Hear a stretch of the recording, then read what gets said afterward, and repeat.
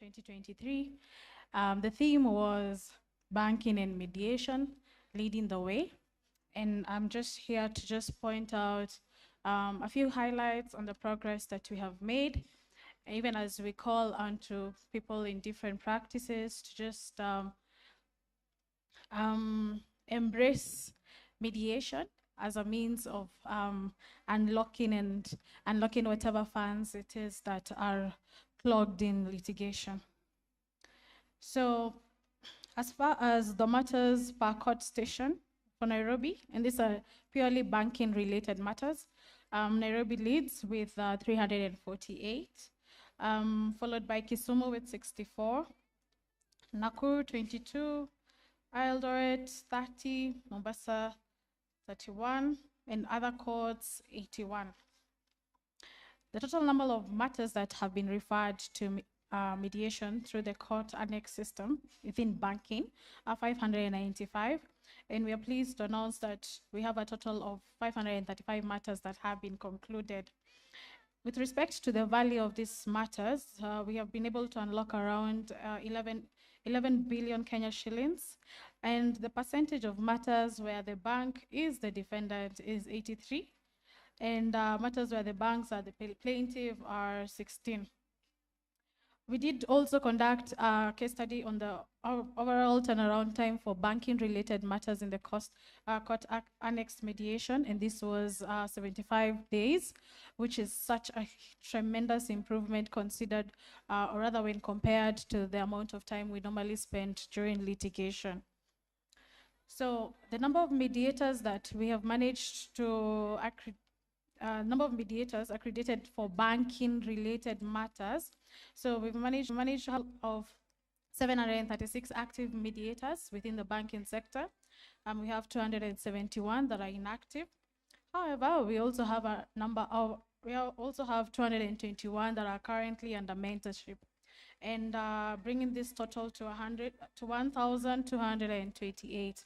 And we do encourage each and every one of us who are mediators to take up banking-related matters, even as we seek to work together to resolve these long outstanding disputes. A few pointers that we would want to improve on is more sensitization of stakeholders within the banking sector to reduce areas of non-compliance, the need to check on the quality of mediation.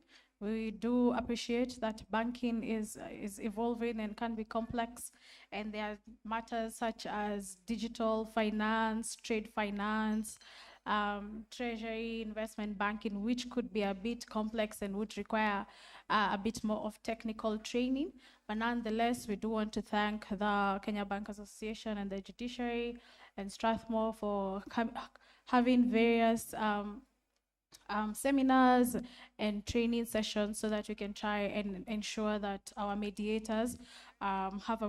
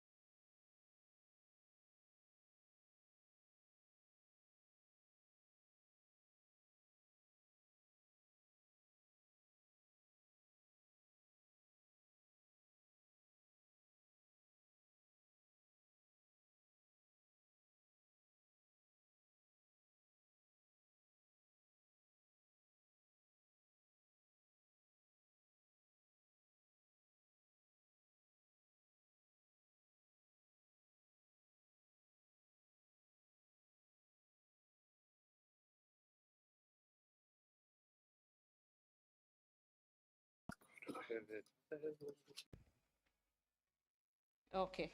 Honorable Lady Justice Kendagor is a judge of the High Court in Family Division. Previously, she served as the Registrar Court Annexed Mediation, and she's the reason why we are having the third summit. Can we please clap for her? Karibu sana, Judge. I have to direct you where to sit so that you don't encroach on my space. Please sit right, keep left. Anyway, keep right, thank you. Then we have Justice Kivunja. Justice Kivunja is just as he is, just. He serves in the Environment and Land Court. He has years and years of experience, walks tall, sits tall. Please clap for him. Allow me to also welcome Madam Jacqueline Waihenya. Madam Jacqueline Waihenya loves the mic. Unfortunately, today I'm in control. She's an advocate, she's an international mediator, and she still wants to be another, I don't know how I can call it, international mediator squared through the TOT program run by Justice Williams.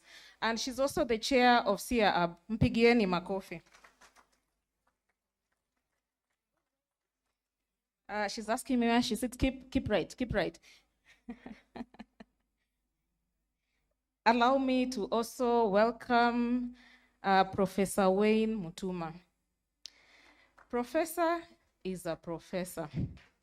He's going to give you so many things you did not know about Article 159. As he walks, I am sure you know that that is the way the knowledge will be imparted. Please clap for Professor Wayne.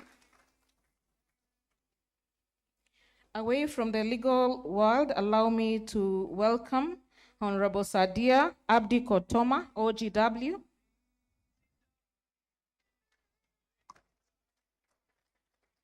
I like that you started clapping, but you'll still clap again.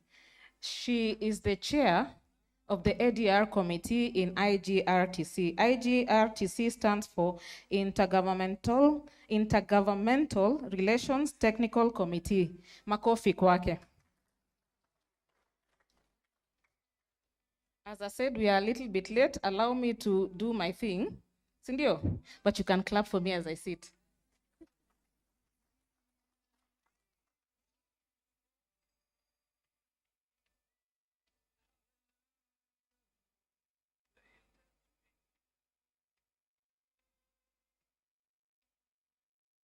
So good afternoon, panelists.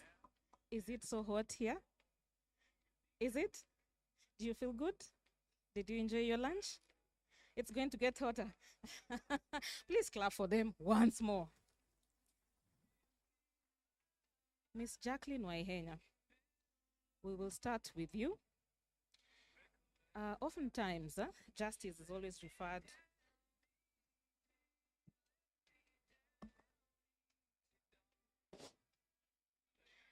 Oh my God, I was only speaking to myself. Thank you, Chair. Can I be heard now? Okay, Miss Jacqueline Waihenya, more of the times we hear about justice. You know, you'll hear someone saying, I'm going to court to seek justice. Tukutane kotini. Umenikosea, I'm going to court. But then again, justice is not defined in the Constitution. Today, we eagerly wait to hear the role of Article 159(2)(c) in promoting ADR. Thank you. Thank you so much, Your Honor, and good afternoon to everyone. I think I rest on the protocol. And to jump straight in to that question, while justice is not defined in our Constitution, judicial authority is. And Article 159(1) tells us what judicial authority is. The people of Kenya have given it to the courts and the tribunals, and that is what we call mainstream justice. And when we come to Article 159(2), and I'll just jump to C, we then now look at what is alternative dispute resolution. And the courts are called upon to promote alternative dispute resolution, and the mechanisms that are set out in Article 159(2)(c, you know them: reconciliation, mediation, arbitration, and traditional justice systems. And while justice is not defined, I think I need to say this. If you look at the judiciary's seal, you see the scales of justice. And that is where we talk about justice, the balancing of the two scales, right and wrong, sometimes good and even bad. And, you know, it tilts in one way or the other. And if you think about Lady Justice, and I'm not talking about the Lady Justice in the room tonight, this afternoon, you will know or you will have seen the full frame is Lady Justice with the blind across her eyes. And that just means that she's blind and neutral, but that not blind as in she doesn't see or she doesn't hear, she doesn't have wisdom. Her role is to stand firm for us. If you want to have the frame of ADR, it is the Lady Justice standing with the blindfold, with the scales up lifted high, but she also holds a sword in her right hand. And when we move away from Article 159, 2C, we remember to go back up.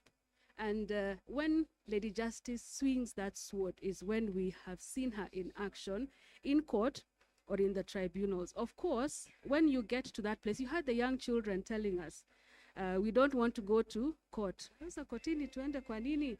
And I believe that this is the reason we have the Mediation Summit, so that we can consider the different mechanisms, how they are suitable for resolution of disputes in land and land use and climate change disputes. Thank you. Okay, thank you, Madam Jacqueline Waihenya. Are there any legislative gaps that hinder the promotion of ADR mechanism? Yes, we have a couple of provisions, and we've done a great job, I must say, with Court Annexed under the Civil Procedure Act.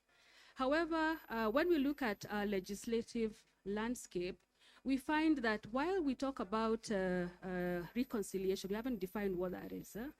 We also haven't really defined what mediation is. We have practice direction rules. They work, but they are a stopgap. We need to have a comprehensive way of looking at how we manage mediation, how we manage what I think is conciliation in the Constitution. The good thing is, even though the 4 mechanisms are listed, they are not exhaustive, so they are very inclusive. And it would be important for us to set out a framework that also speaks to some mechanisms like adjudication, construction adjudication. Arbitration, yes, we have an act. It's 1995, amended in 2009. We're in 2025. So there are definitely gaps on what is contemporary vis-a-vis what is in place. And I would just mention, while we have the Court Annexed Mediators accreditation, the quality and all the questions that we have in relation to the people who are dispensing mediation services, what we don't have is, we don't have the same for anything that is happening under Article 159. Because even when, and the Court Annexed Mediators know, when we go to court, even when we tell them this is voluntary, this is you, you're going to make this decision, they are still looking at you as Hakimu. And it is good that we had Kenya bankers just come right before us. You can see what they're doing in the private sector. And if we're able to have an overarching framework, it will really speak to what we need to provide clarity. There's a lot more that I could say, but I'll end on this note. We have a national ADR policy. We are engaged in it. It provides an overarching dispute resolution bill. And then it is also accompanied by an arbitration amendment bill and a construction adjudication bill. I know you know construction adjudication and arbitration are not really what we are concerned with this mediation summit. I want to say that in the bill that we have proposed in the National ADR policy, which is sessional paper number 4 of 2024 and currently before Parliament, we have, in addition to providing an overarching mechanism for accrediting mediators and conciliators, we also propose to have the code of conduct. Maybe we'll adopt the same one that we use in Court Annexed, or maybe we will update it to meet the new challenges that we have that have emerged. But then for mediation and for conciliation, then it also then provides a legal structure statutory framework and legislation that will also enable the flourishing of private mediation so that we can also export our skills beyond Kenya. I know we have sisters and brothers from East Africa, from Zambia. I know Judge Anne, she's my teacher. She's just come from graduating, me and many others here, so that we can be able to connect also with mediation as it is happening out there. We do not have anywhere in Kenyan statute a definition of a foreign mediation settlement agreement, for instance. And yet we want to say that we are going to encourage international mediation. And the Singapore Convention, we are still to become signatories to that. And Honorable Sitati, you said I can talk, huh? Yes. Thank you very much.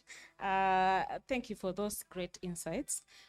Justice Kivunja, you are right in the Environment and Land Court. First, we want to do a quick survey. Do you refer matters to mediation? And if so, what's your scorecard? On a light note, what really is the role of the courts on matters promotion of, a referral to cases to mediation? Thank you. On the scorecard, I was told that was on a light touch, so I may need not to respond. But the main issue is, do we refer matters to mediation? Yes, we do. We do, and I think this is something we do, all judges or judicial officers irrespective of the court. And you realize that we were trained once the mediation secretariat started the rollout, including the staff that work with us. The judges themselves have been trained, including how to identify the matters that are suitable or could be amenable to mediation.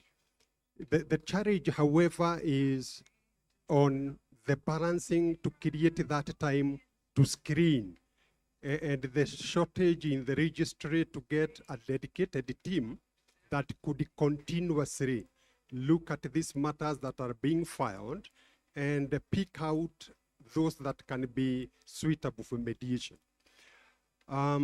Even where the matters have started hearing, we talk to the people the moment they appear before the court.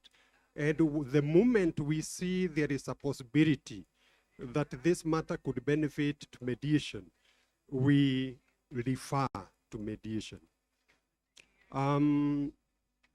We could also mention the other challenge that we have in certain stations, like those of us who are from Mombasa Coast generally, based in Mombasa, there is very low appreciation of mediation. And this is something we have engaged the Mombasa Law Society on, and it's picking up, but slowly. It's not like in other stations that I have been to. They seem to believe that when the moment they come to court, then the matter must end up in court. But we don't lose hope. What we do is we continuously engage, and we are scoring well. I won't say what percentage, but we are scoring well. Thank you. Thank you, Justice Kibunja. I told you it stands tall. But what are the main forms of ADR in the Environment and Land Court? I think you've mentioned mediation. Is there any other? Yes, let me say almost all the various forms of ADR, we see them through the cases that come to us. You realize that sometimes people have entered into agreements that possibly indicate in some clause that in times of a dispute, arbitration is the route to take. But still you get people coming to court. You may not know until somebody raises the issue as an objection, or at the stage you have interacted with the pleadings, and then you see, oh, there was a clause, and you bring it up. So even though the matter is in court, so long as we find it's a matter that is covered by the clause, you refer the parties to arbitration. We also have other matters that we find can benefit from the parties themselves talking. You may get this from the parties themselves or the court putting the question to them. Have you tried talking this at home? And at a time, they may tell you, yes, if given time, we can go and talk. Do you need to be assisted through the court of mediation? Some say, give us time first. Let's try at home. We can talk with our family members. And once they come back with a report, yes, we settled, the only matter remaining is this, or we have fully settled, we still allow that. So we deal with all aspects, including bringing the parties to reconcile on the dispute.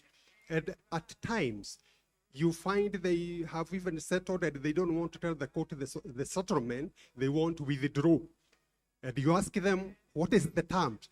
We have no interest with the case. We want to withdraw. And we happily do. Thank you very much. And Professor Tuma, that will be you now. You're now here to tell us about the differences of the different modes of mechanisms of ADR judge has spoken to, with a particular interest on AJS and court-annexed mediation. I know Justice Ochieng had alluded to it during his speech, but we can get some great insights from you. Thank you. Thank you very much, Madam Moderator.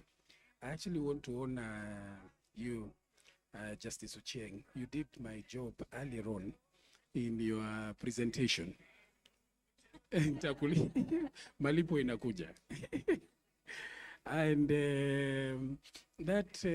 these two acronyms, they cause a bit of a lack of clarity. AJS and ADR, and practitioners tend to just use them, sometimes even synonymously. But there's a major difference between the two, like you heard from the Honorable Justice Ochieng. AJS is really dealing with a system, and it is very much associated with all components that make up a societal system. Social capital, traditions on rites of passage, how different members of that system interact with each other, gender-wise, the old and the young. But when we say AJS, now we're really looking at when they have disputes that have to be determined. And so you have the idea of justice stepping in. Our constitution, and from the very earlier days, recognized this reality, the reality of pre-colonial existence of our traditions and justice systems that stood as standalone in themselves. So one of the major things then you see in that system is you have procedural and substantive justice embedded in the social capital of a given people. So it could be like where I am, my grandfather, Justice Ochieng, you might be pleasantly surprised, but he played a very major part in the Nchorincheke. He was very, very keen when I was a little child. I always watched him dealing with these issues of land and how succession issues and so forth. The others, of course, like the Gachacha courts, which you've had, which kick into operation when society and all its justice systems collapse. The courts cannot handle the traffic because genocide has been committed en masse. So you need now to turn back to the tradition. ADR, on the alternative, on the other side, is really about dispute resolution mechanisms that you might employ if you're faced with a particular dispute. So they are not necessarily rooted in a given context, even though the third party neutral might be greatly aided to understand the context in which that dispute is occurring. And here is where it gets very interesting. Sometimes in AJS systems, you might find ADR tools being used, like mediation. So going back again to the Nchorincheke, you might find that they actually use aspects of mediation. So the person will translate from being a determinant of the dispute then to becoming an actual mediator, and vice versa. So the third party neutral plays a very different role. But the other thing is the third party neutral in mediation is assumed to work in different contexts and requires training that is universally accepted. So I'm very, very thankful that Justice Claire Williams, I think I saw her somewhere there. Oh, there she is, yes. So the training they are giving is of an international context, because a mediator should be able to function just not within Kenya. The way an arbitrator should also be able to function across different areas. In the AJS context, because they are deeply rooted in value systems, that third-party neutral is a part of the social capital in that community. So that, I think those are succinct differences. Of course, I don't talk as much as my colleague here, Madam Chair, but maybe just to mention that because of that unique difference, those two modes of resolving disputes interlink very differently with the courts. So ADR, I think she spoke a lot about the ADR policy, the court annexed mediation program that has been done by Justice Kendago. Really kudos to where she brought it at a very early stage. You can see how it interlinks with the court. The AJS system also has an interlinkage, but it's of a different kind. I think Justice Professor Joel Ngugi has done fantastic work in this area. And that interlinkage could also have been seen either both in our Constitution, the Judicature Act when we're speaking about African customary law, or the more recent case where one of our, I'm trying to steer away from politics, a female governor, the High Court thought it best at one stage to refer the matter to Jorin Cheke. I wish Jorin Cheke had handled that matter. I was very curious to see what the outcome would have been and compare it with the courts. Thank you very much, Your Honor. Thank you very much. Honorable Sadia, you are the chair of the ADR committee in IGRTC. Are there any challenges you faced? Thank you so much, Honorable. IGRTC stands for Intergovernmental Relations Technical Committee. This is an institution that is established by an act of parliament. Just to go straight to Article 189, I'm not a lawyer, but just to quote 189.4, states that national legislation is to provide procedures for settling intergovernmental disputes through alternative dispute resolution, mediation, arbitration, negotiations. And IGR Act, which operationalizes Article 189.4, Section 30 to 35, gives that mandate to IGRTC to resolve disputes between the two levels of government. And a dispute, as per our Act, is defined as a dispute between the two levels of government, national government, county government, and also amongst the county government. Yes, we have received several disputes since the inception of IGRTC, about 53 of them. We have resolved about 36. We have 17 pending, of which 9 we have resolved, just waiting for the two parties to sign an agreement between them. So we have 7 active cases. During our interactions with the parties, we are not without challenges. We have challenges generally. One of the challenges is that as institutions, we have not embraced mediation. We have not yet embraced mediation as institutions between the two levels of government. I want to say that as IGRTC, we appreciate the courts for referring some cases to IGRTC between the two levels of government for us to resolve, which we have done. Among those cases that we have resolved are some which have been referred to us by the courts. We need to embrace mediation as institutions, both levels of government, counties and national government. That if we don't embrace, it means that we shall lose trust in the process of mediation. So rushing to the courts again is costly. Yes, it's good, but it's costly because we spend taxpayers' money. So it's important for institutions to embrace mediation. Again, another challenge is that we have not institutionalized mediation. as institutions between the two levels of government. We leave mediation to chance. Go to court, rush here and there, communities fight. And when things get tough, politicians have taken their positions. And that's the time now we think about mediation. Yet, we have already taken a position.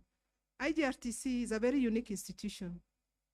And it's a neutral institution that's supposed to be between the national government and the county government, but operates again, the stakeholders operate on a political platform. So at times you find ourselves being politically interfered, the two levels of government flexing their muscles, county government flexing its muscles, national government flexing its muscles. But there is need for all of us now as the two levels of government to engage on how we can resolve our disputes. We also have issues with policies frameworks. How much of these policies are in our institutions at the national level, at the county level, ministry, department, and agencies? I am not very sure, and I'll not speak about it, but I have a feeling through my interaction with the disputes that we've had, that there are no policies, there are no legal frameworks that really guide on how to resolve disputes before they go to the courts or before they are referred even to IGRTC. So there is need to create more awareness. There is need to embrace mediation and try to resolve these disputes amicably through alternative dispute resolution. We are not without challenges. When we come to signing of memorandum of understanding of agreements, still the bureaucracy is there. So this takes a lot of time because the authorities who come to participate in the mediation process, they come with the authority. But when you come to the signing, again, it can even take you a whole year. We have 2 cases that we have been pending for the last 1 year, just for us to sign an agreement between the two levels of government. Just a brief on that. Thank you. Thank you very much. Isn't that also a challenge, Mediator Waihenya, that you face? People have, sat on the table, they have discussed, they have an agreement laid out, but they refuse to sign. Do you undergo that challenge? Okay, anywhere we tell ourselves, come, let us reason together. Even the question of putting pen to paper is also something to reason about. But always, regardless of the time that it takes, and I think this is where we want to do advocacy, let everybody know that this is the way to go. It's actually the way of the future. So we can reason together within the existing policy frameworks. And if the policy frameworks don't work for us, I think we could also think about updating them and upgrading them so that they can be amenable to what we need for today's dispute resolution framework. Okay, thank you very much. Honorable Lady Justice Kendagor, you were there from the beginning. And still, most Kenyans might have a problem with trusting the ADR platforms that we offer. What do you think? What more should we do? Apart from the usual awareness that we are doing, raising awareness of the challenges we are facing, and also, just basically speaking about mediation, what more should we do? Thank you very much, Honorable Stati, and a very good afternoon to everyone. Thank you. So for our country, I look at it more from an issue of culture change. We are used to what was mentioned earlier by the chair, NLC, Mr. Otachi, that said that the biggest threat we make to one another is not that I will kill you. The biggest threat that we make to one another is that takupeleka kotini. And that's what the children were reminding us about today. So it's more really about a culture change, looking at it from an angle that you can access justice without having to go to court. And sometimes, if I can add, even better justice, because you have an opportunity to be able to come up with tailor-made solutions and give you some of the resolutions that may not even, can never be achieved through a court process. Something like an apology, something like bringing families together. After we deliver the decisions that we have, we seldom invite parties to tell them that shake hands, because as they say they all know the truth. It's the court that is on trial, isn't it? Yeah, so that culture change, the approach of going to ADR programs with utmost good faith, and of course, keeping up with the confidentiality clause, that then means that even if we don't agree, we have an opportunity when we attend in court to resolve the matters without having to breach the confidentiality of what was disclosed in mediation. Is it also possible that the public, the ones without legal knowledge, do not trust, for instance, mediation, because there could be issues about human rights, especially with private mediation?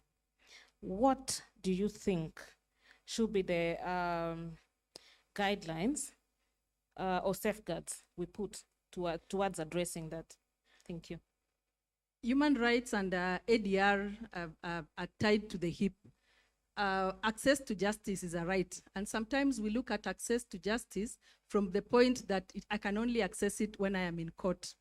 But if you turn the other leaf and look at access to justice from an ADR practitioner view, then the same level of expectation that is expected of a conduct of a judge, of a conduct of a magistrate, of a conduct of a Qadi, anybody that is in a decision-making institution, is the same conduct that is expected of an ADR practitioner.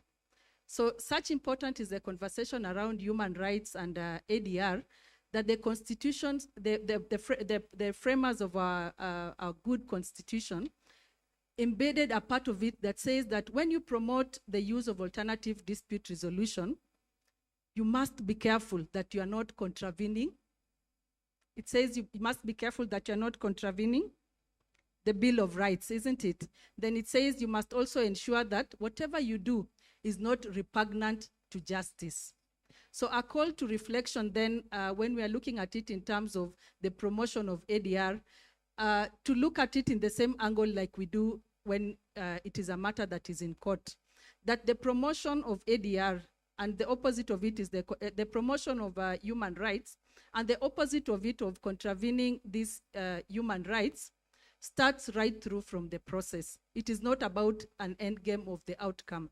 It is about how are these people treated as the ADR process is going on. Are we promoting neutrality? Are we promoting discrimination in a way, or encouraging instances where the marginalized remain marginalized, the vulnerable are not, their interests are not well taken care of? Are we looking at it in terms of even the right to representation? When you're an ADR practitioner and you tell a party that you cannot come to ADR with your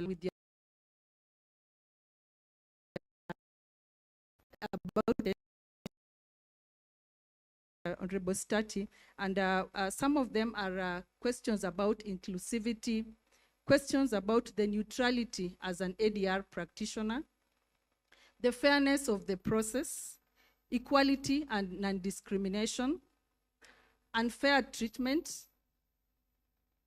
cultural barriers that are very easy to happen, especially when we talk about land disputes, protection of vulnerable groups. Now we are not just talking about women and children, we have the youth that we must also be very careful to fall back to and ensure that they are not trampled upon, especially when it comes to land rights.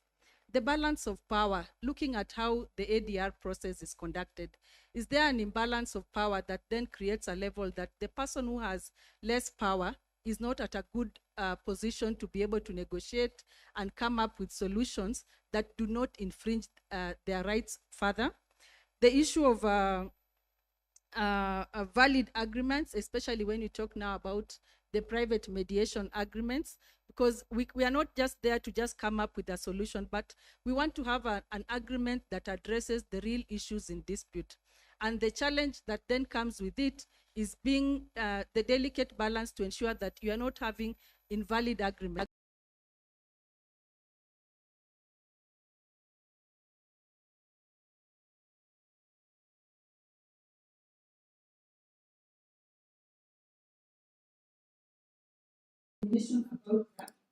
The recommendations that I look at is just generally an overview in terms of an introspection by the ADR practitioners, and also falling back to the court that even as we send the parties to ADR programs that are court annexed, then we explain to them how the process is, how they have a right to participate in that process, and thus encouraging them to be able to take it up.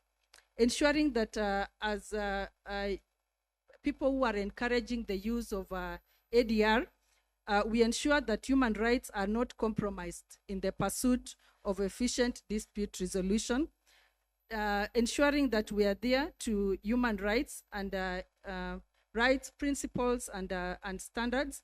And then as ADR practitioners, we also have a duty to promote human rights.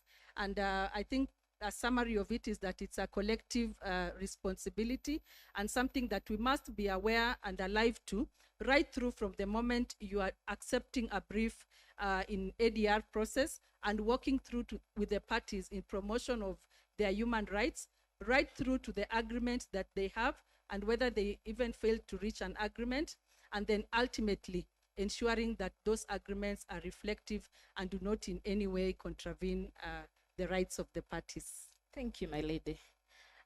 Justice Kivunja, your parting shot on national TV. You're saying that the people of Malindi do not know mediation, and your national TV. What would you like to telling them? Your parting shot, sir. I talked about Mombasa, not Baridi. But I said those of us from the coast. And we indicated we are in contact with the Mombasa Road Society, or is not lost.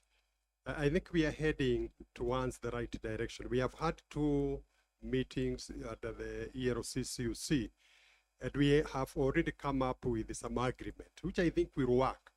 Because what we agreed after we talked at length on how to deal with the challenges unique to the area is to all agree all matters at once found as the parties comply with the requirements of the 11, they be referred to mediation. Because they will never be ready before the 60 days. And the MLS membership told us to give them one last chance to engage with their membership, sell the idea, and once I agreed, then I will issue a direction for the practice in the region.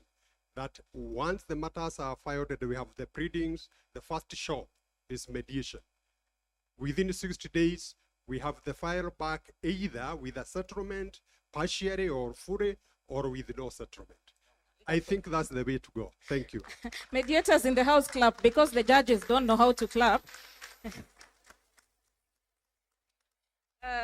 Justice Kivunja, while in Eldoret, started something we call peer review committees. I don't know why he's shy to talk about them. He was the chair of the peer review committee for the mediators. And he did a wonderful job. Not all our cases involving mediators were taken to the Mediation Accreditation Committee.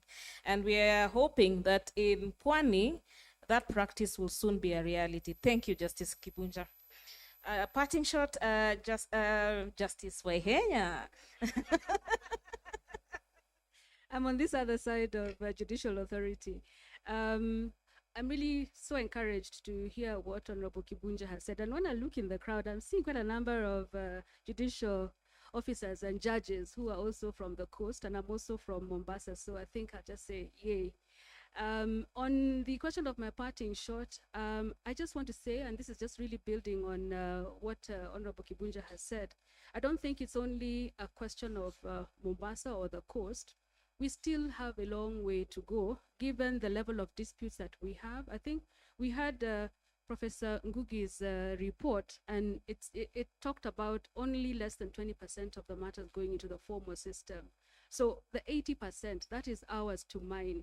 And the importance of this is that if we engage with ADR in whatever form, and I'm a big believer of escalating through the less formal negotiation, and then let's go to mediation, and then let's go to arbitration.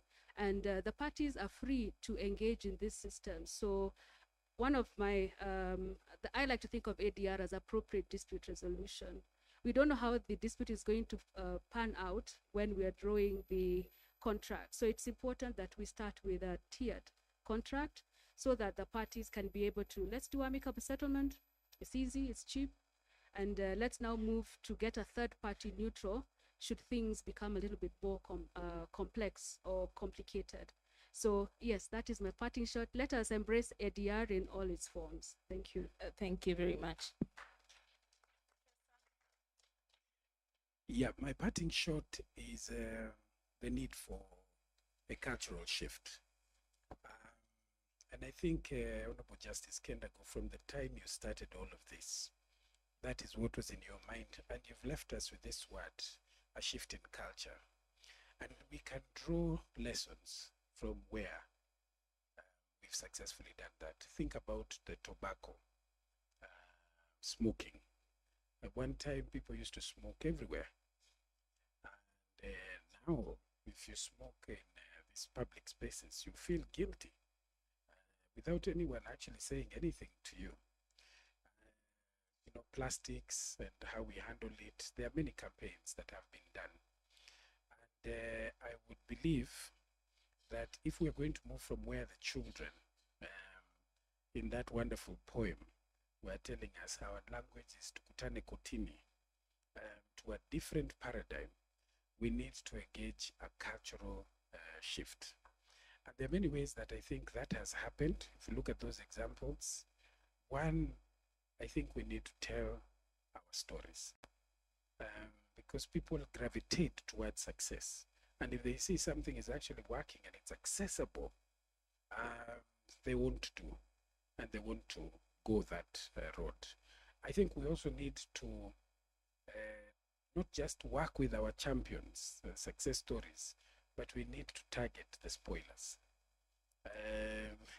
Because there is nothing more powerful than when you convert a spoiler to a champion. This is the soul of Are you a spoiler? No. I come from, definitely I come from an industry that we were trained very differently. We were trained for sure, Your Honor, in adversarial engagement. And I can tell you the first time that I undertook mediation, I had to really struggle about laying certain ways of thinking. I wanted to bring the question of the issues in dispute. I wanted to bring in what are the legal rights. And we see that when the council come before us. So I was converted. And today, I'm actually a champion for mediation. Amen. Mediators. So the preliminary objections that you normally get in the mediation sessions, you can hear them. Sawa sawa. Yeah.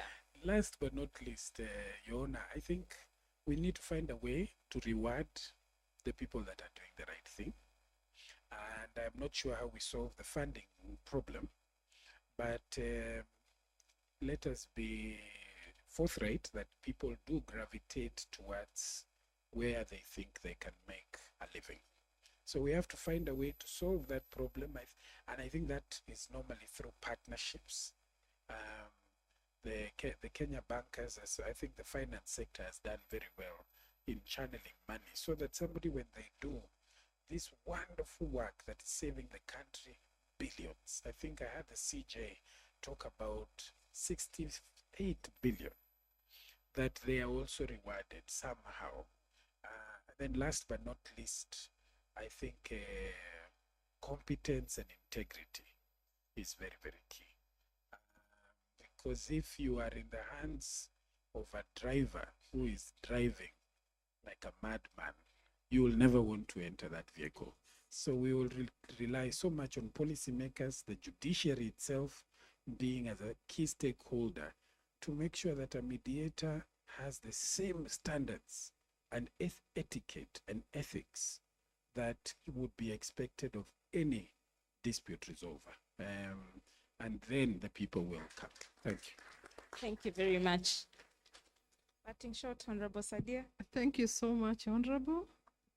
Mine is to say that we need to be ambassadors of mediation. Mediation works. It has worked in our homes, it has worked in our communities, it has worked in our societies, and it has to work in our nation. We need to change our mindset from being competitors to building synergy. We need to complement each other, be it an individual, be it a society, be it the two levels of government. And from where, as IGRTC, our interaction with the both levels of government, mediation has worked. Service delivery has been enhanced, timely. Taxpayers' money has been saved by bringing cases to IGRTC. We have taken our good time, but it is working. Let us all be ambassadors of mediation. Thank you. Thank you very much. And ladies and gentlemen, I can tell you it was hot here. When Justice Kivunja said it's going to get hot, it did get hot, but we are happy to say that we are done. Asanteni sana. Please allow me to hand over to the MC. I don't know whether we'll be taking any comments before we can release them.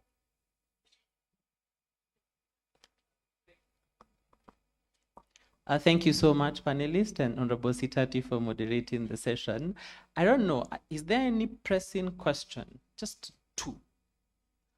The two gentlemen, hands came up first, you and you. So I don't know whether there's a mic down here. So we'll only take those two questions, and then we can let the panel make comments. In the meantime, we are going to project a QR code. So please, as you listen in, please take out your phones and help us have a small exercise. I've seen some of us have been on our phones, checking a few things here and there, which is a great thing. Now let's use it properly and do a small exercise so that we can see the results after, now that we are full house, as we hear the two questions and as the panel responds.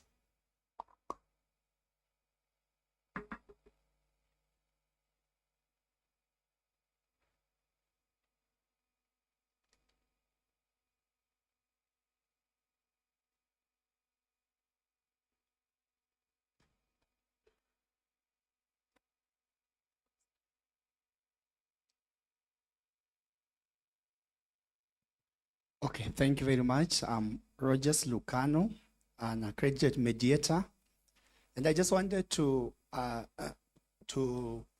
ask Honorable Kibunja, when you talk about the issue of mediation being less in the coast, or maybe to be specific, Mombasa, and you say you talk to the LSK and they gave you some time for them to talk to their members. Maybe the question I want just to ask, is LSK divided? Do we have different sets of LSK? Because, in other words, you are telling us that other areas where mediation is doing well, the LSK has given approval. So I just wanted to know from you, the issue of the LSK, are they divided? Do we have a different form of LSK in Mombasa? And then maybe just something to add on is that this is an annual mediation summit for 2025. And I hear some of us are saying, let us embrace ADR. I think the best way could be, let us embrace mediation. Thank you. I think let's take the other question. Yes, thank you, thank you. I'm Mediator Silas Onyango, and I want to Honorable Justice Kivunja that what if the court sent parties to try mediation and fail, then court proceed with the hearing? Can the file be screened again and sent back to mediation? Second, can the file before Court of Appeal be mediated?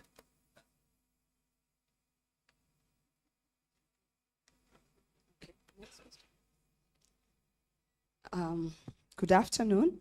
My name is Elizabeth Kangata, an advocate of the High Court of Kenya and also an accredited mediator.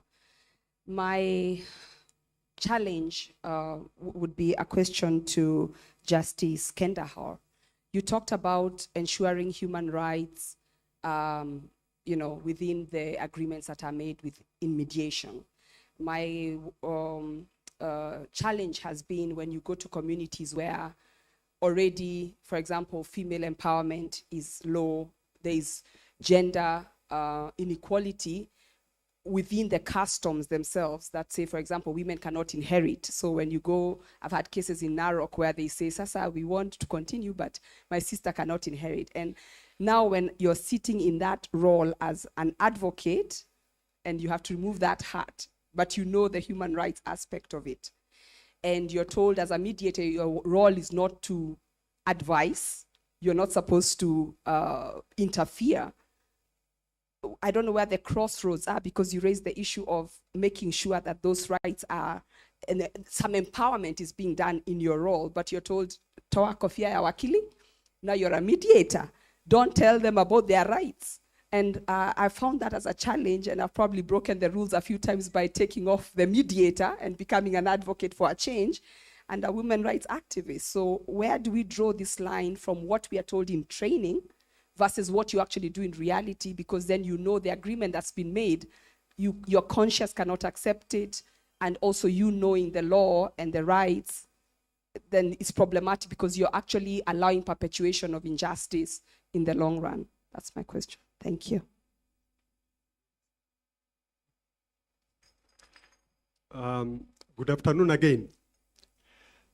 I leave the question on whether LSK is different in Mombasa and elsewhere to our colleague who is to my left, who has graciously agreed to answer that on our behalf.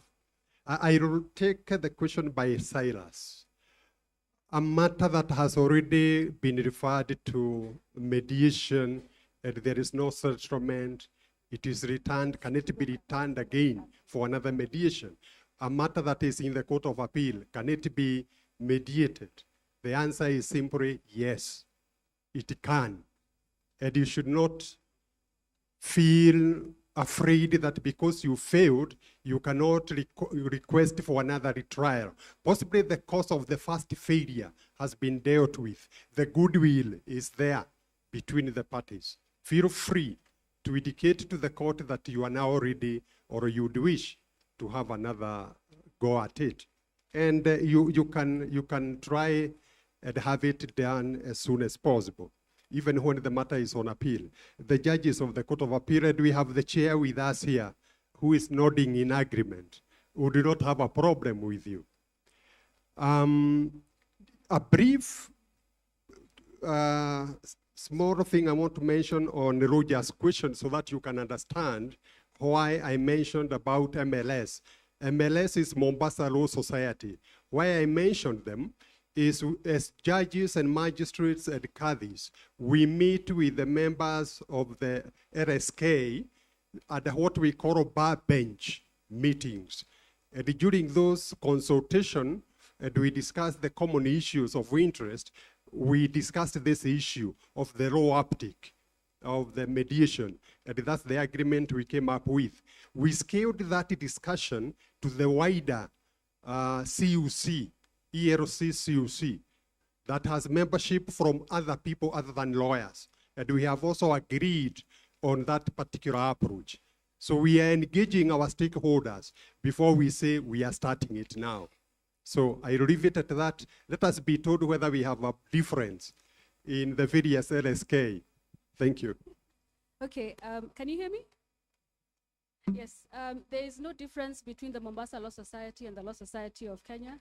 And the only distinction, and this is not a difference, is that the Mombasa Law Society was the first law society in, I think, East and Central Africa. And we still retain that identity. I am a member there because I practice in Mombasa. And the only other thing that would relate to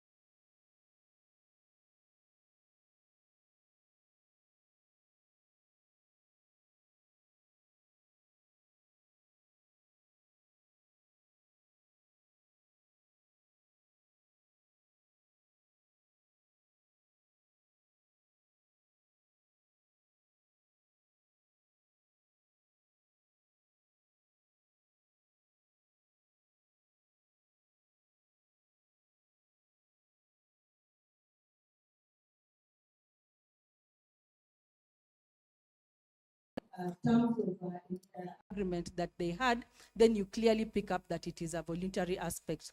But allow me to just add again the issue of confidentiality and how the rules have taken care of it in such a way that as much as we are upholding confidentiality as a very key issue in ADR and in mediation, it has also given instances when that confidentiality can be lifted.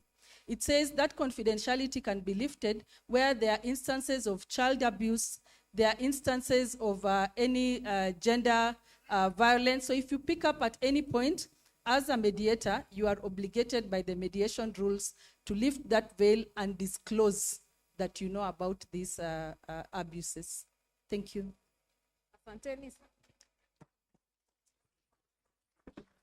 Asanteni sana. I want us to please stand up so that we can go away and give a chance to the second panel.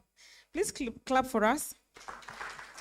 Before you go away, we have something small, a few gifts for the panelists. So if we can just walk down so we can have the Chief Registrar of the Judiciary to help us award members of this panel.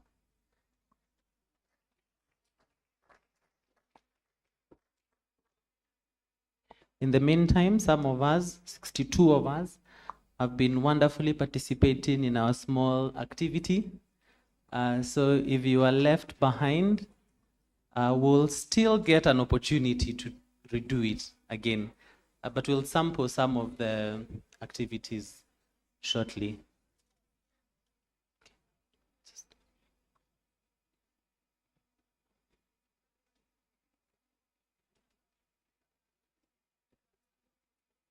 Okay, so we will award Honorable Justice Stephen Kibunja.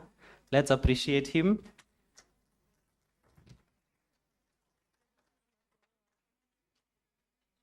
Thank you so much, Justice, for the insights. Honorable Lady Justice Kendago, Caroline. Thank you so much, Judge.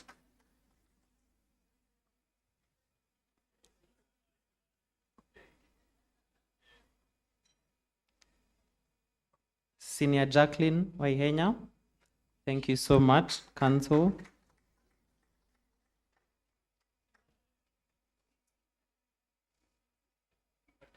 Honorable Saadia Abdi.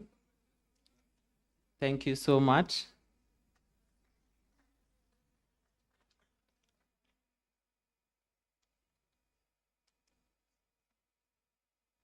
Professor Wine Mutuma. Thank you so much, Prof.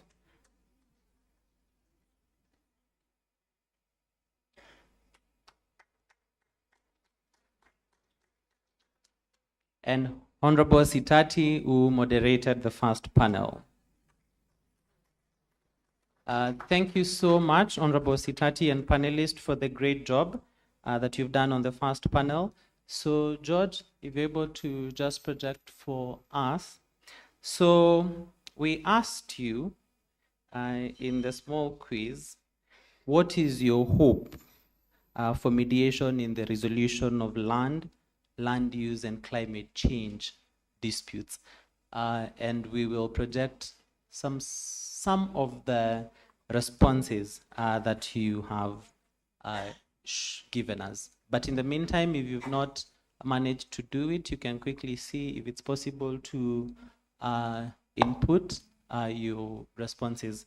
But even as we do that, I would want to invite Caroline, Miss Caroline Asoa, who is going to moderate the next panel discussion. And this is on social transformation through access to justice, the place of mediation towards access to justice in land use, and climate change disputes. Thank you so much, Caroline. You can introduce the panel as I get this done.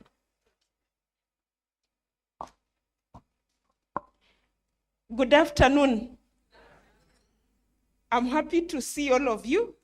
I'm happy to see Judge Ann Williams, retired, who taught me trial advocacy, then mediation. Our online team, karibu sana. My panel, welcome.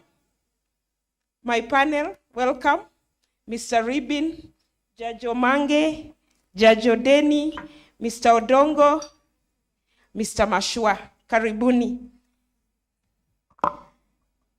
My name is Caroline Hassoa. I'm an advocate of the High Court of Kenya. I serve lawyers on Nairobi branch. I serve senior lawyers. And I'm a happy mediator, and I'm happy to be here so that we can dialogue together to make mediation our way of life.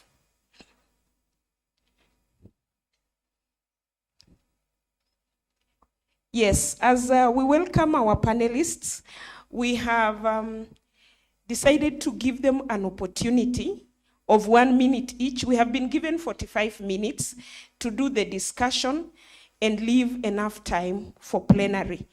And we have agreed that we will spend 5 minutes each to dialogue, 1 minute each for self-introduction, and then we shall spend each a minute back for wrap-up before we go to plenary. Therefore, my panelists, welcome, and I will start right here so that you can introduce yourself and feel free to make people know where you work, what your name is, and how you think, in brief, this conference is important. Good afternoon, everybody. Good afternoon once more. My name is Vera Omolo Hamisi. I am a prosecutor with the Office of the Director of Public Prosecutions. I'm an Assistant Director of Public Prosecutions, prosecuting land and land-related crimes and also economic crimes. I've been at the Office of the DPP for the past 13 years, and I am glad to be part of this panel to share insights on what I think about mediation. Thank you so much to the organizers, and thank you. Good afternoon. Good afternoon once more. Yes, my name is Odongo Mohammed. I am a Principal State Counsel in the Office of the Attorney General and Department of Justice. I am currently the head of the land unit in that office. And as you are aware, the Attorney General is always the principal respondent in virtually all land disputes. If not a respondent, a defendant. And therefore, a very critical stakeholder in this summit. My expectation is that this summit is going to come up with the resolutions that are going to assist in not only unclogging the backlog in the judiciary, but also assist in developing proper regulations that will guide the registration of instruments at the Lands Office so that we can have titles that can be vouched. I look forward to a further engagement with you. Thank you. Good afternoon, everyone.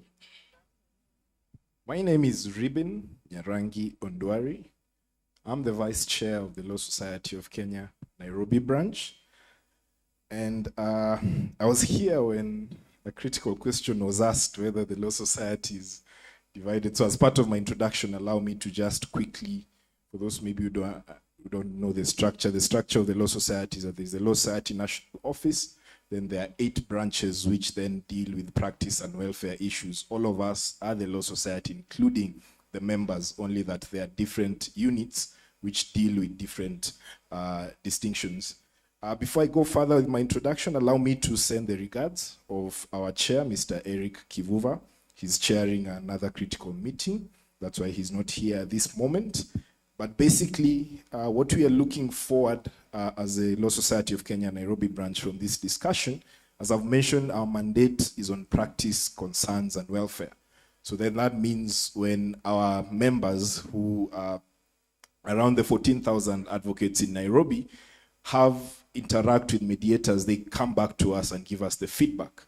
So with the feedback that we've gotten from them, our expectation from this discussion, and also like what the mediator said, is that this has been there for a while. So today, what we should be discussing are not the theoretical aspect, but having interacted with mediation this long, what are the practical challenges that we've learned? And from these practical challenges, what lessons can we draw from them to ensure that going forward, it's an inclusive and a sustainable process that delivers justice for all?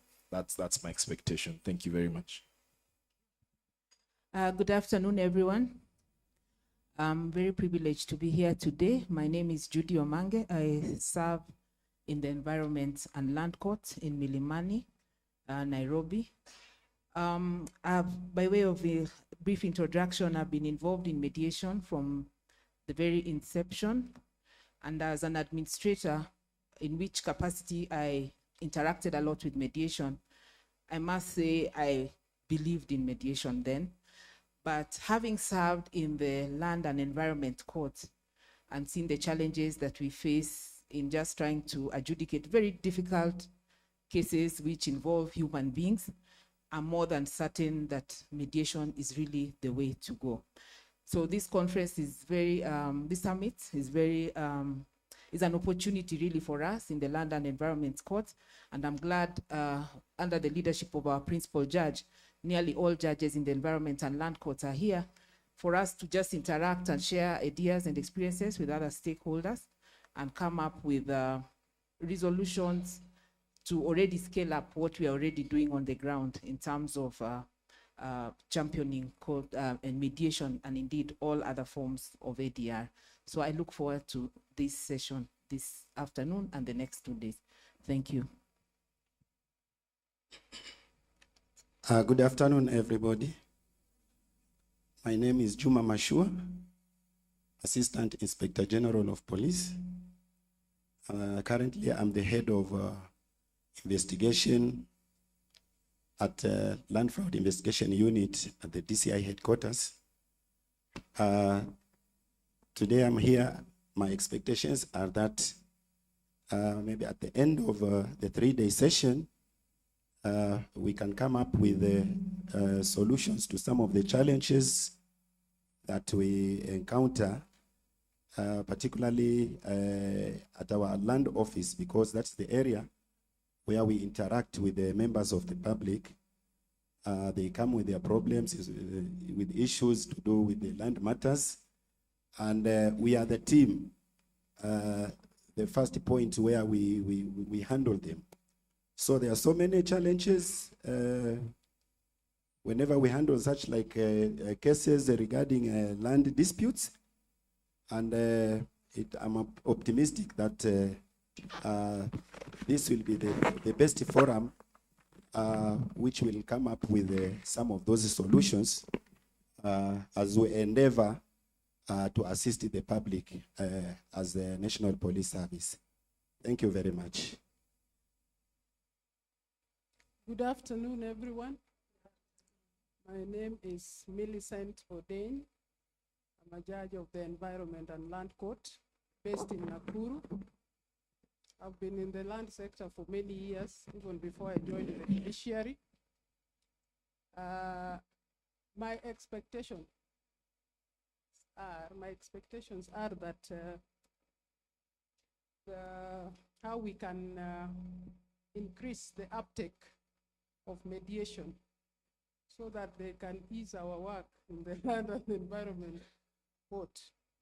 Because with mediation, it's a win-win solution whereby we still retain our relationships.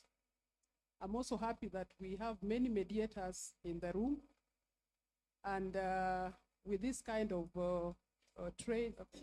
summit, there's a lot to be learned, and I'm sure that our mediators will learn a lot from this summit. We'll also hope that with time there should be a lot of capacity building for our mediators so that they are able to deal with the complex issues that face them now that we are having new challenges like the climate change crisis. Thank you very much. Thank you. Thank you, Judge. Thank you, panelists. I hope members can hear me. Yes. Now, we are here today, panel 2, to assist dialogue on social transformation through access to justice. Please underline the word access. Access. Can we access justice through mediation?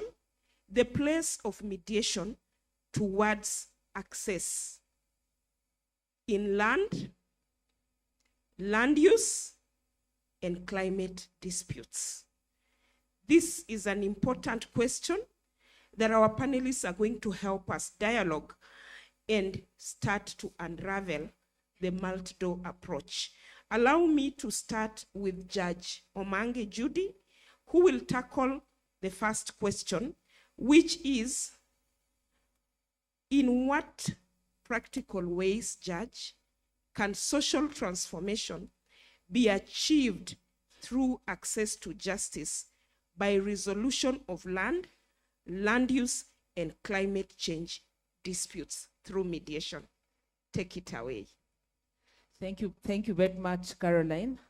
And allow me, Honorable Plenary, to start by just asking how many of us have interacted with the judiciary blueprint called Social Transformation Through Access to Justice? By show of hands.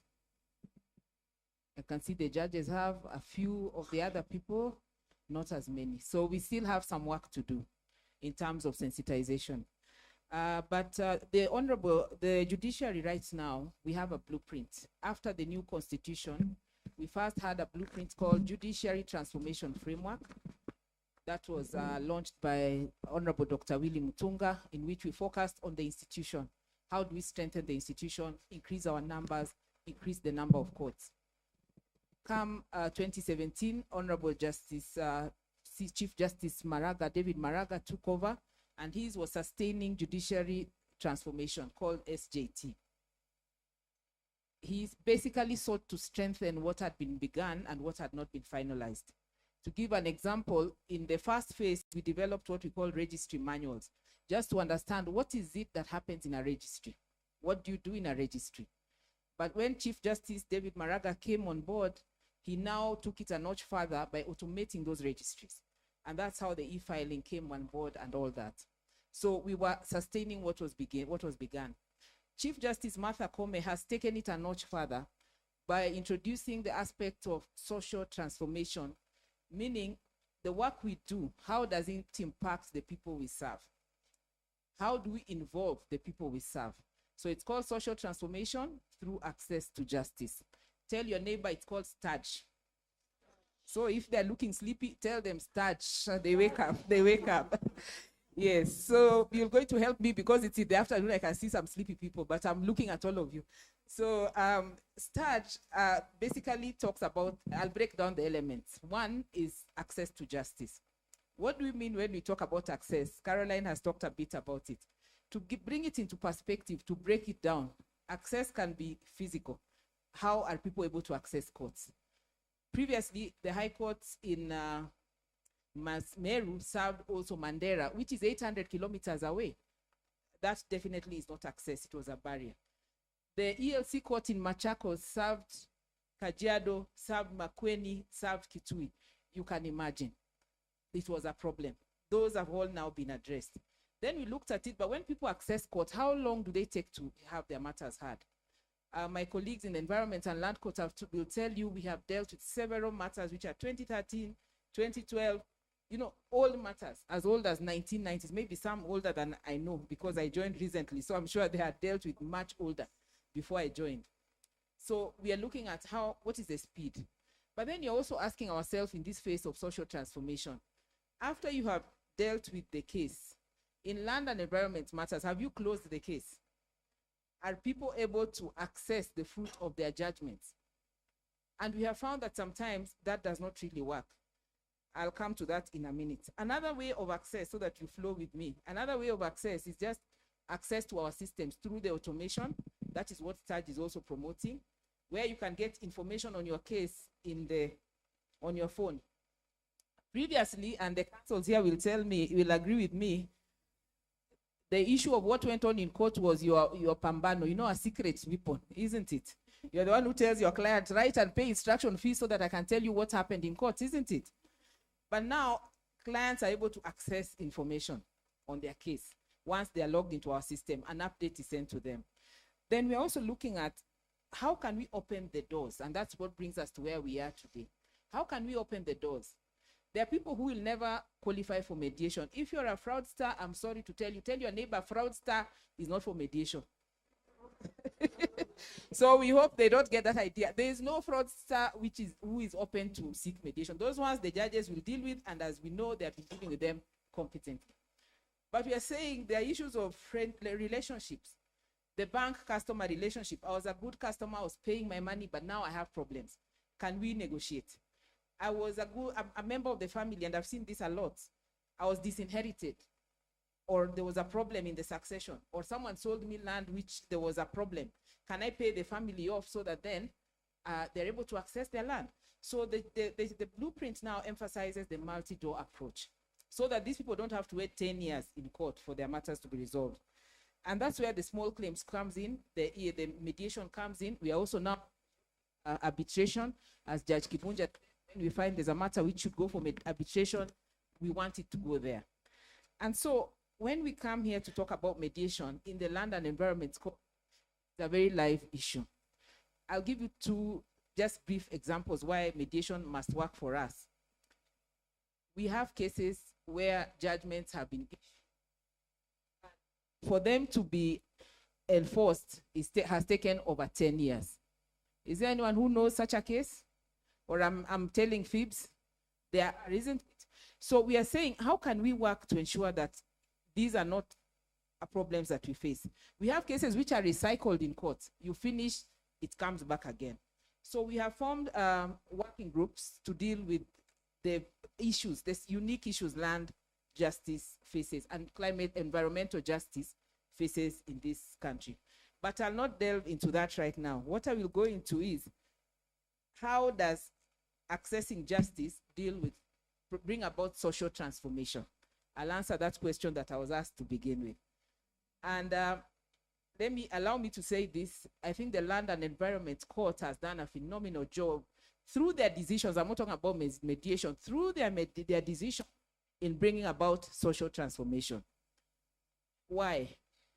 The decisions that the Land and Environment Court made, that a title is not sufficient, just a title is bringing about a revolution in issues of land in this country.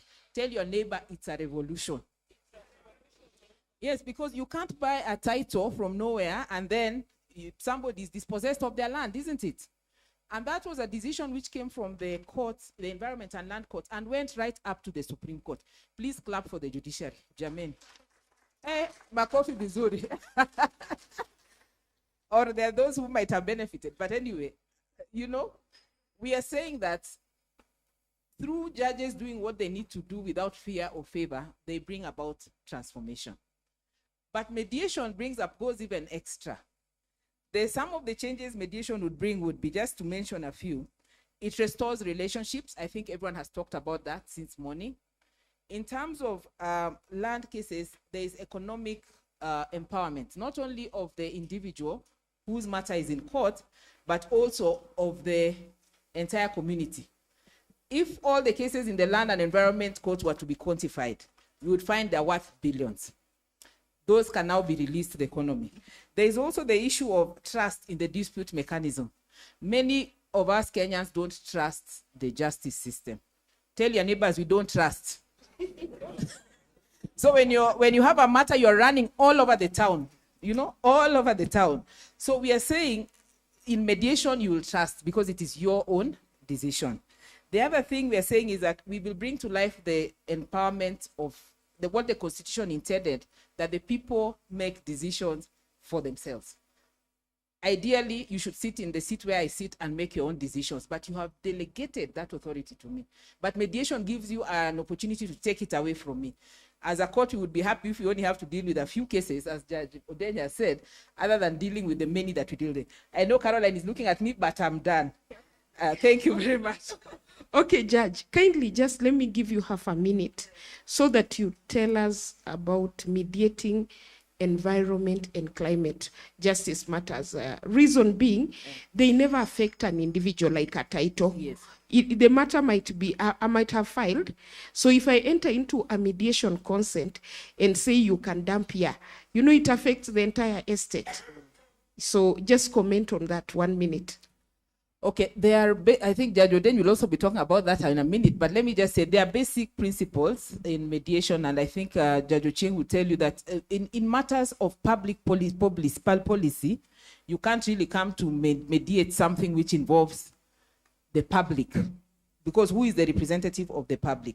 But I would see environmental cases having a window for mediation, like now, for instance, when we have to resettle large communities.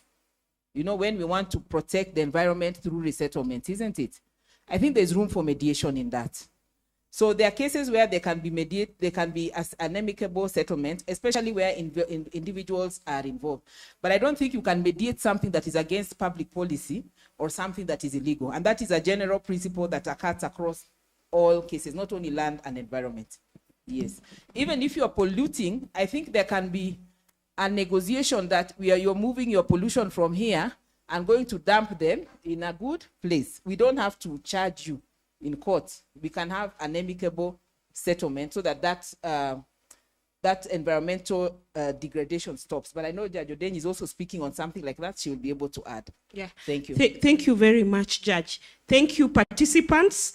We are now moving to the Vice Chair, Mr. Ribin, to tell us about how mediation can be harnessed to offer long-term sustainable solutions compared to litigation. And Vice Chair, you know that lawyers know litigation. Mediation is something new, but it does not mean lawyers cannot know it, together with our other panel mediators. How do we harness this mediation so that it works for both lawyers, the judges, the consumers, and the mediators? Thank you. Thank you very much, Council Member Kasor. I don't know if Kasor said, but she represents the senior members in our council. Before I start, when Judge, you were giving directions, tell your neighbor. I was at a bit of a fix because you're my neighbor and I couldn't tell you. So I hope I'm excused for not telling one of my neighbors the aspects that were said. But critically, mediation as an avenue for sustainable and long-term solutions for land use and climate. There's one phrase which my pupil master, Senior Counsel Kiragu Kimani says a lot, and I think it's applicable here. I overuse this phrase, so I apply it everywhere. He says a lot that the law does not operate in a vacuum. The law operates within the context of the society in which it exists. Now, allow me to paraphrase that to the aspect of mediation, in the sense that mediation does not operate in a vacuum. Mediation operates within the context of the society. And that brings me to my first point, because the general nature of a society is that we are relational. You see, if I was walking there and I accidentally bump into someone, my first instinct would be to tell you sorry. That's our first instinct. As human beings, we are relational. So this aspect of relational applies everywhere, even in terms of land and land use and climate dispute. Because even when we listen to our clients, before the dispute really gets very hot, when there's a dispute, the first instinct would be, we are neighbors. Can we discuss and agree this? So that's the first point, in the sense that mediation then offers a platform to reflect the nature of our society and a structure through which we as relational people can then resolve some of these disputes. But that's a double-edged sword, in the sense that in this same society where there is that instinct for relational engagement between human beings, we also have the instinct where things have gotten really hot to then lead to actually enter into that dispute and deal with it. So this takes me to the second point, to the aspect that then gives an opportunity for mediation to give a long-term solution. And this has been talked about in terms of mediation gives the parties an opportunity to co-create the solution through dialogue, collaboration, and participation. Because in as much as we have that relational instinct, sometimes this dispute can push us to a point where the relational instinct has now been overcome by the actual dispute. But then mediation offers that structure within which parties can then come together and co-create a solution that works for all parties. And at this point, allow me to just engage a bit on this point and to specifically touch on, there are a lot of comments that are being said. My council member, mediation is not new. Right now, mediation is of age. It's only that mediation is now dealing with the realities of the society in which it's actually operating in. So the aspect that I want to touch on here, especially in terms of court annex mediation, if I don't say this, I won't be elected by my members. Especially in court annex mediation, this is a situation where parties, their first intention was to file this matter in court. And we actually respect that this has been screened and it has now been taken to a court annex mediation.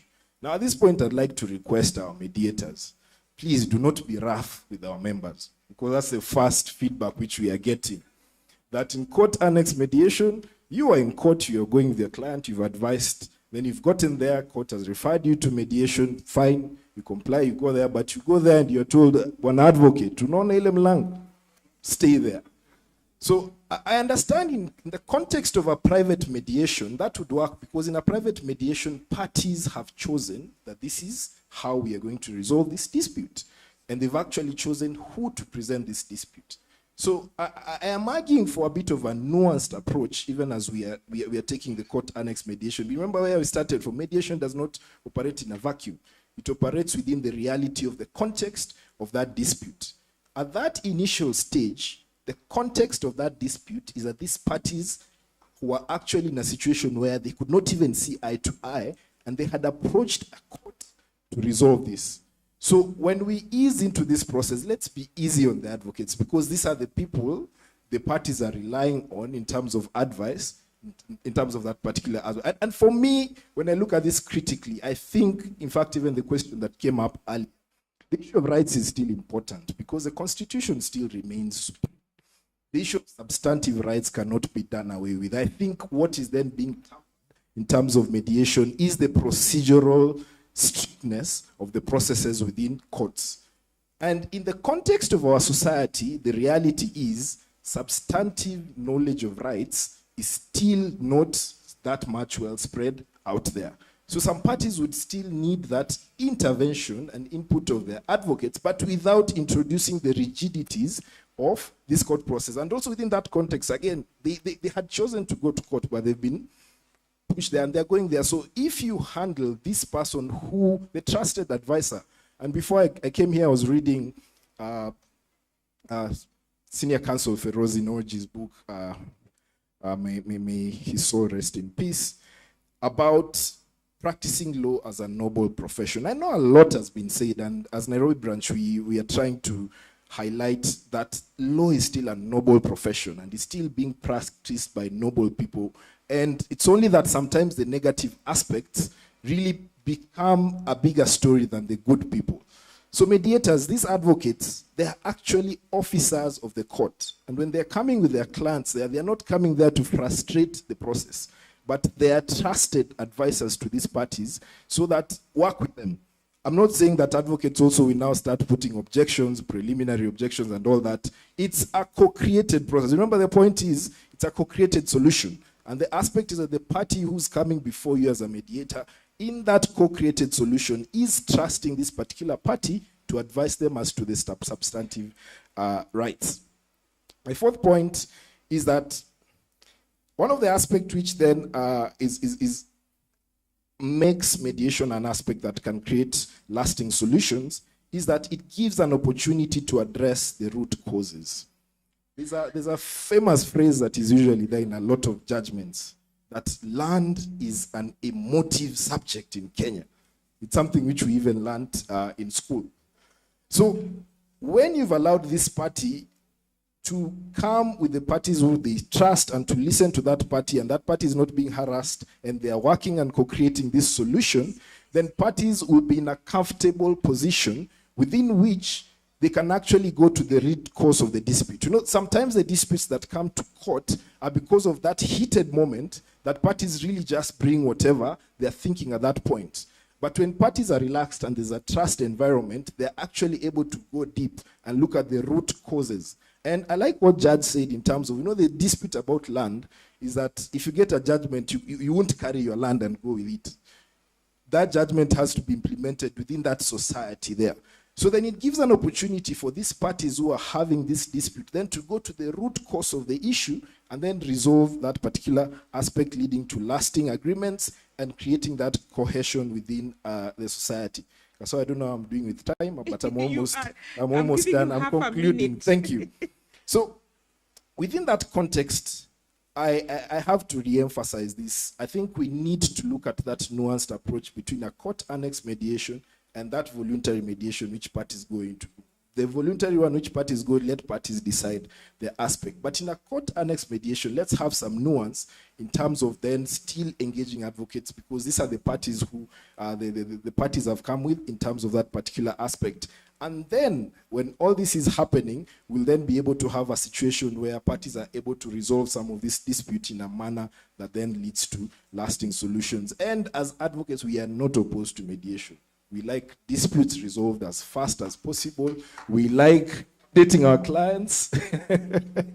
we don't hold that update as, we like updating our, the law is a noble profession, and despite a lot that goes around, there are still very many honorable and just lawyers who want to practice law in a manner that advances justice for their clients. Thank you. Wow. Thank you, Vice Chair. I think you have done justice, you and Judge Omanga, and I think we've learned a new word there, which we can take home: co-create the relationship through mediation so that it can last. And I think we have also learned, I think our mediators who are non-lawyers have learned that the role under Article 48 to represent your client does not end because the matter has been referred to mediation. Once we co-create that and understand each other, and then of course the role of the judge or the JO never moves, because the judge must then ensure that even in the mediation, access to justice is maintained. I go to the third question, where we bring in Mr. Mashua. Mr. Mashua works with the DCI, and therefore, Mr. Mashua, you are the police, the OCS, the DCI are always our first responders to any issue. Before you can go to the chief, but eventually the chief will tell you, this one, you need to go to the police.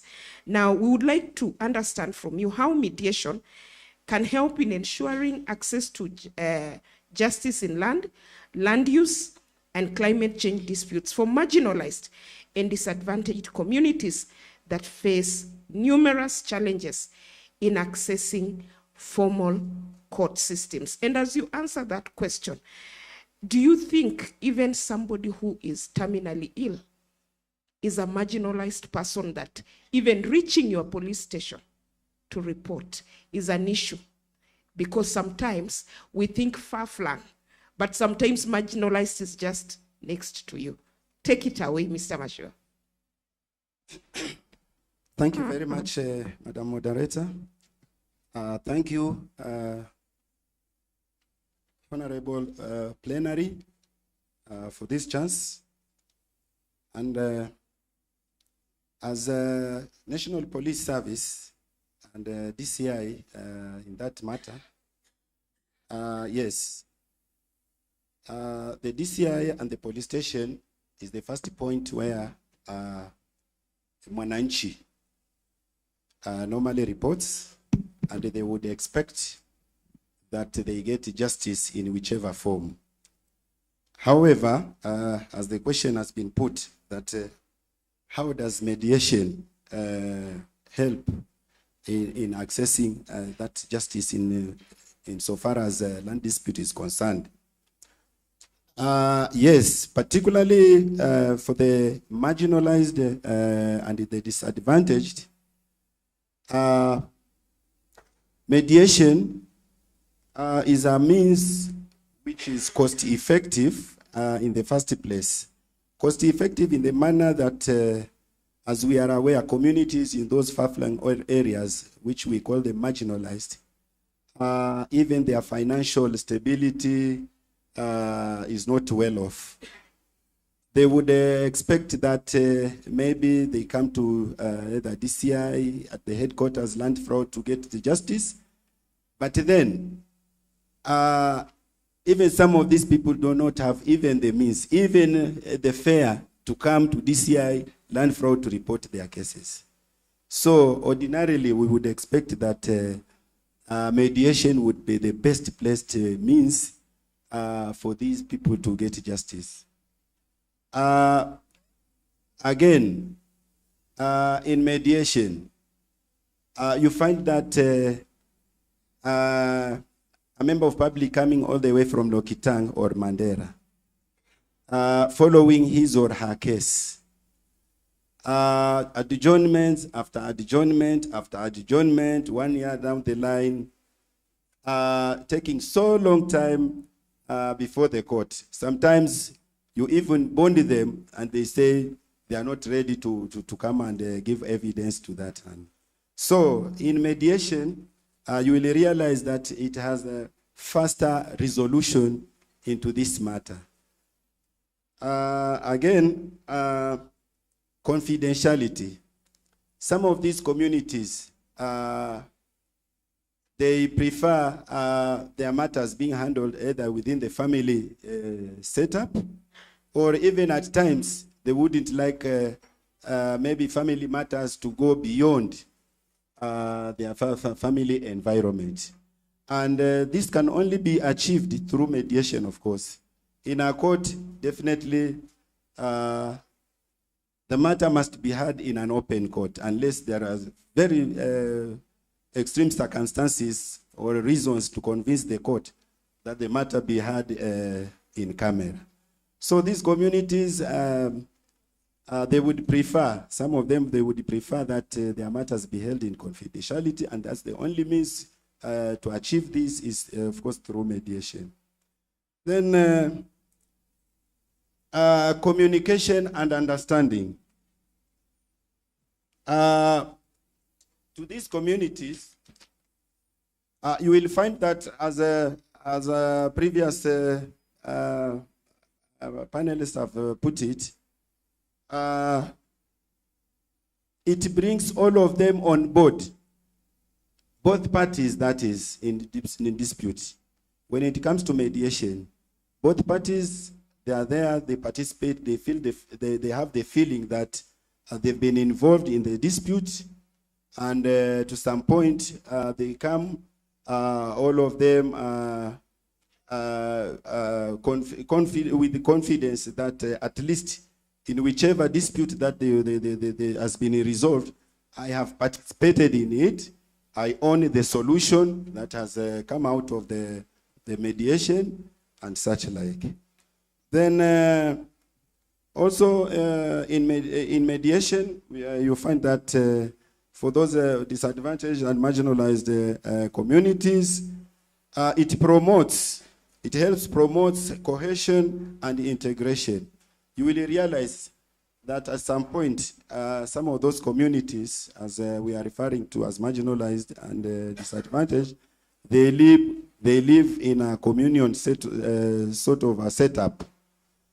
So in mediation, you will find that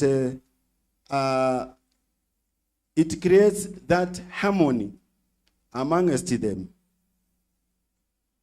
Unlike the other way of resolving it through litigation, where you find that at the end of it all, okay, justice has been done to one party, but then the other party, it creates a wedge of some sort.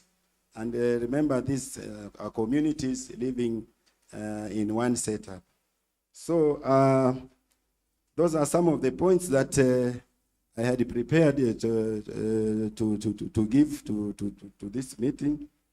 And as you have said, that the person who is next to me, being the person we are saying is marginalized or disadvantaged.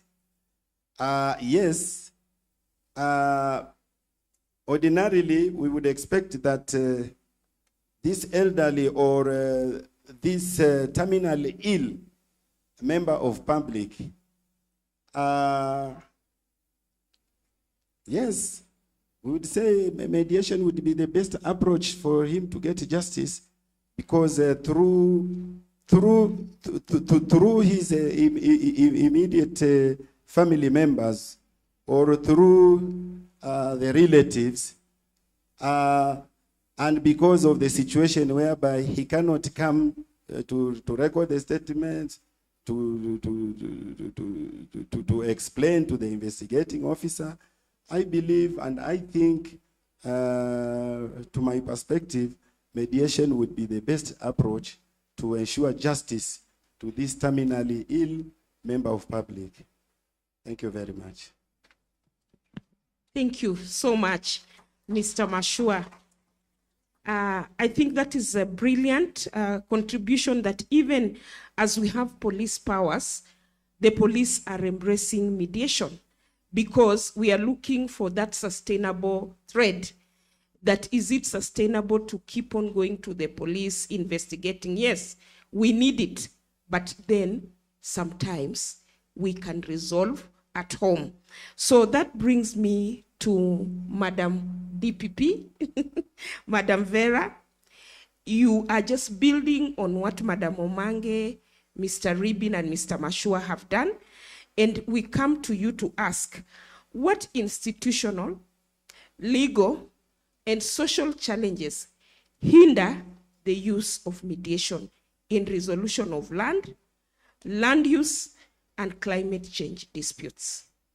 What is being done or can be done to address these challenges? And to add a twist on that, let us assume today you are representing an institution called, let me say, Treasury, or called whatever, XY, Strathmore, and you are in a mediation. What really would you require to put that consent? Would you require a board resolution? Or you, as the person mediating, would be able to record? And that brings me back, something that I always go back to, legality of the mediation agreement. Can it be a hindrance? Or how do we then ensure that even as we mediate, legality becomes a constant? Thank you. Take it away, Madam. Thank you very much. Perhaps I should have mentioned this at the time of introduction.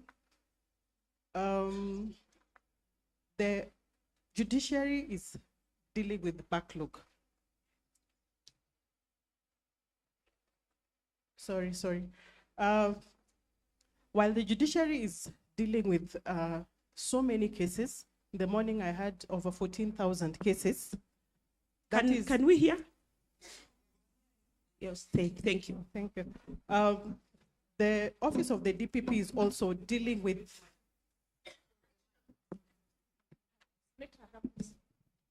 sorry about that. Better? Okay. I was saying that I should have mentioned this at the time of introduction. Now that I have the mic, let me mention this. The DPP is also, the office of the DPP is dealing with so much in terms of backlog of cases that are brought to the office of the DPP on a daily basis. Mr. Mashua can bear me witness. I think sometimes files come even in a pickup. That is on just one single day. And while we're looking at these cases, somebody asked, where is the place of ODPP in mediation in terms of our role as a prosecuting authority? Because the ODPP is the only national prosecuting authority under Article 157, and our mandate is to prosecute all criminal cases. I think in our act, even the ODPP Act, we don't have a place where we are saying we can mediate on this. We don't have a place, a provision in our act where we can say that on these cases we can mediate. I think for now, I'll come to how the ODPP can come in terms of mediation. When we receive files from the DCI and other investigating authority, like I said, the backlog of cases are revolving on fraudulent and illegal registration coming from the Ministry of Lands. The CS Lands mentioned that in the morning, and I think I really like what she said, that we are dealing with so many cases to do with titles that are fake. Sometimes you're not able to know that this is a title which is fake. I will definitely rely on Mr. Mashua as a prosecutor. But again, there are cases that come to the office of the DPP in which you don't find even the reason why you should prosecute this case. Because most land cases are cross-cutting in nature. That is, they can be criminal and also civil in nature. But you find that most Kenyans, I think, are either litigious in nature. So when you advise on a file and you tell them that this one, I think I'd refer you to the ELC court because it is a matter to do with ownership.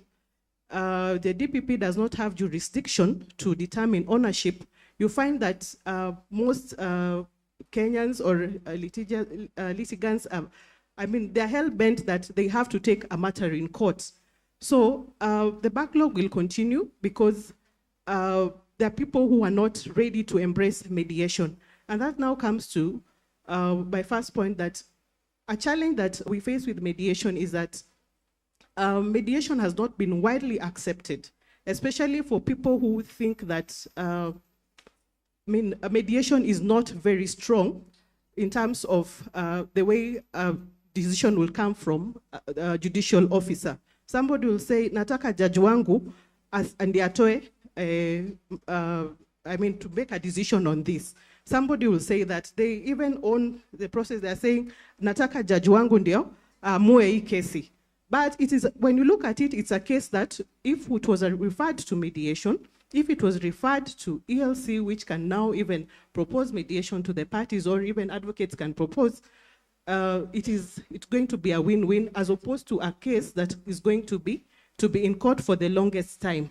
So there's still low awareness, and there's still a mentality that litigation still is most preferred as opposed to any other way of dealing with a matter. Yet mediation is very key. Like I said, I've just started and I'm told time. So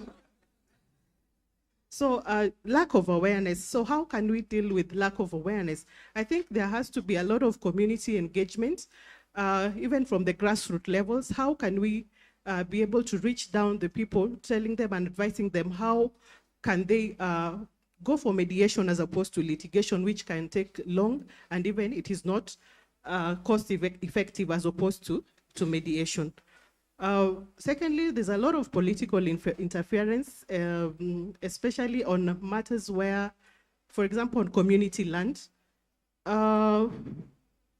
Sometimes in community land, which are managed by county governments, you find that sometimes the interests are deeper than what you think.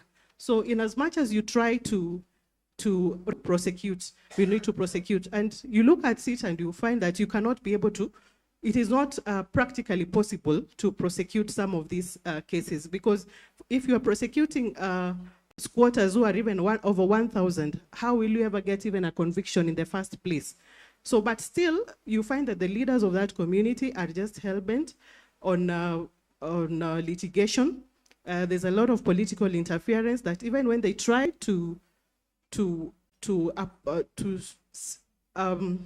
embrace mediation, there are people who are still interested in such land.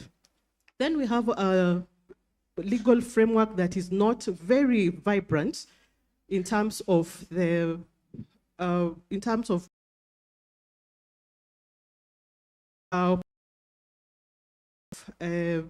mediation. You find that the statutes that you are having on law, on land and land law are not very vibrant in terms of putting mediation as a way of trying to solve a matter. So you'll find that it is a bit silent, and maybe as a way forward, we need to just try and strengthen and try and put our best foot forward and try and strengthen our legislation. I only have 1 minute. So there are so many challenges, Another one is, again, cross-cutting nature of land dispute. Like I said, there's criminal and also its borders around. Like, for example, a boundary dispute, it can be criminal in nature. It can also be civil in nature. So sometimes parties are not very easy when you're referring them, and it's a matter which is like a boundary issue. The people down there who are supposed to either lead the mediation process do not have that capacity. As such, I would recommend that maybe we build capacity, especially in the rural areas.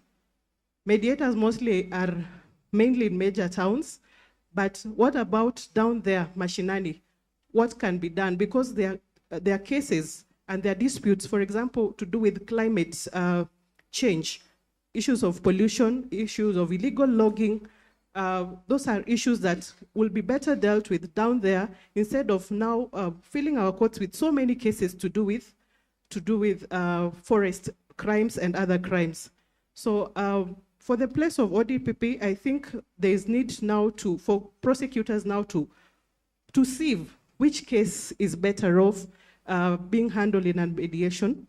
How best can we refer? What framework can we use to refer cases for mediation instead of having all cases? Because our courts, the Chief Magistrate Court going down, where prosecution of criminal matters take place, are also clogged with so many cases.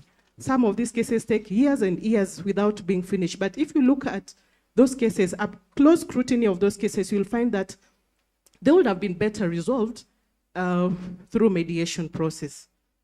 The mic is being taken. I will have expounded more. Thank you so much. Thank you so much, Madam ODPP. I think maybe the first three panelists ate a bit into your time, but I hope we'll get an opportunity to continue interacting. I know members of the public here and mediators were interested in understanding how the DPP can prosecute environment and climate matters, and we continue the conversation. Mr. Odongo from the AG, the summit would like to know what is the role of stakeholders, including courts, communities, government actors, legal professionals, and mediators in promoting the use of mediation to resolve land use, and climate change disputes. Remember, the AG is the advisor on all legal issues, so we are looking at you to help us mediate and resolve. Thank you. Thank you.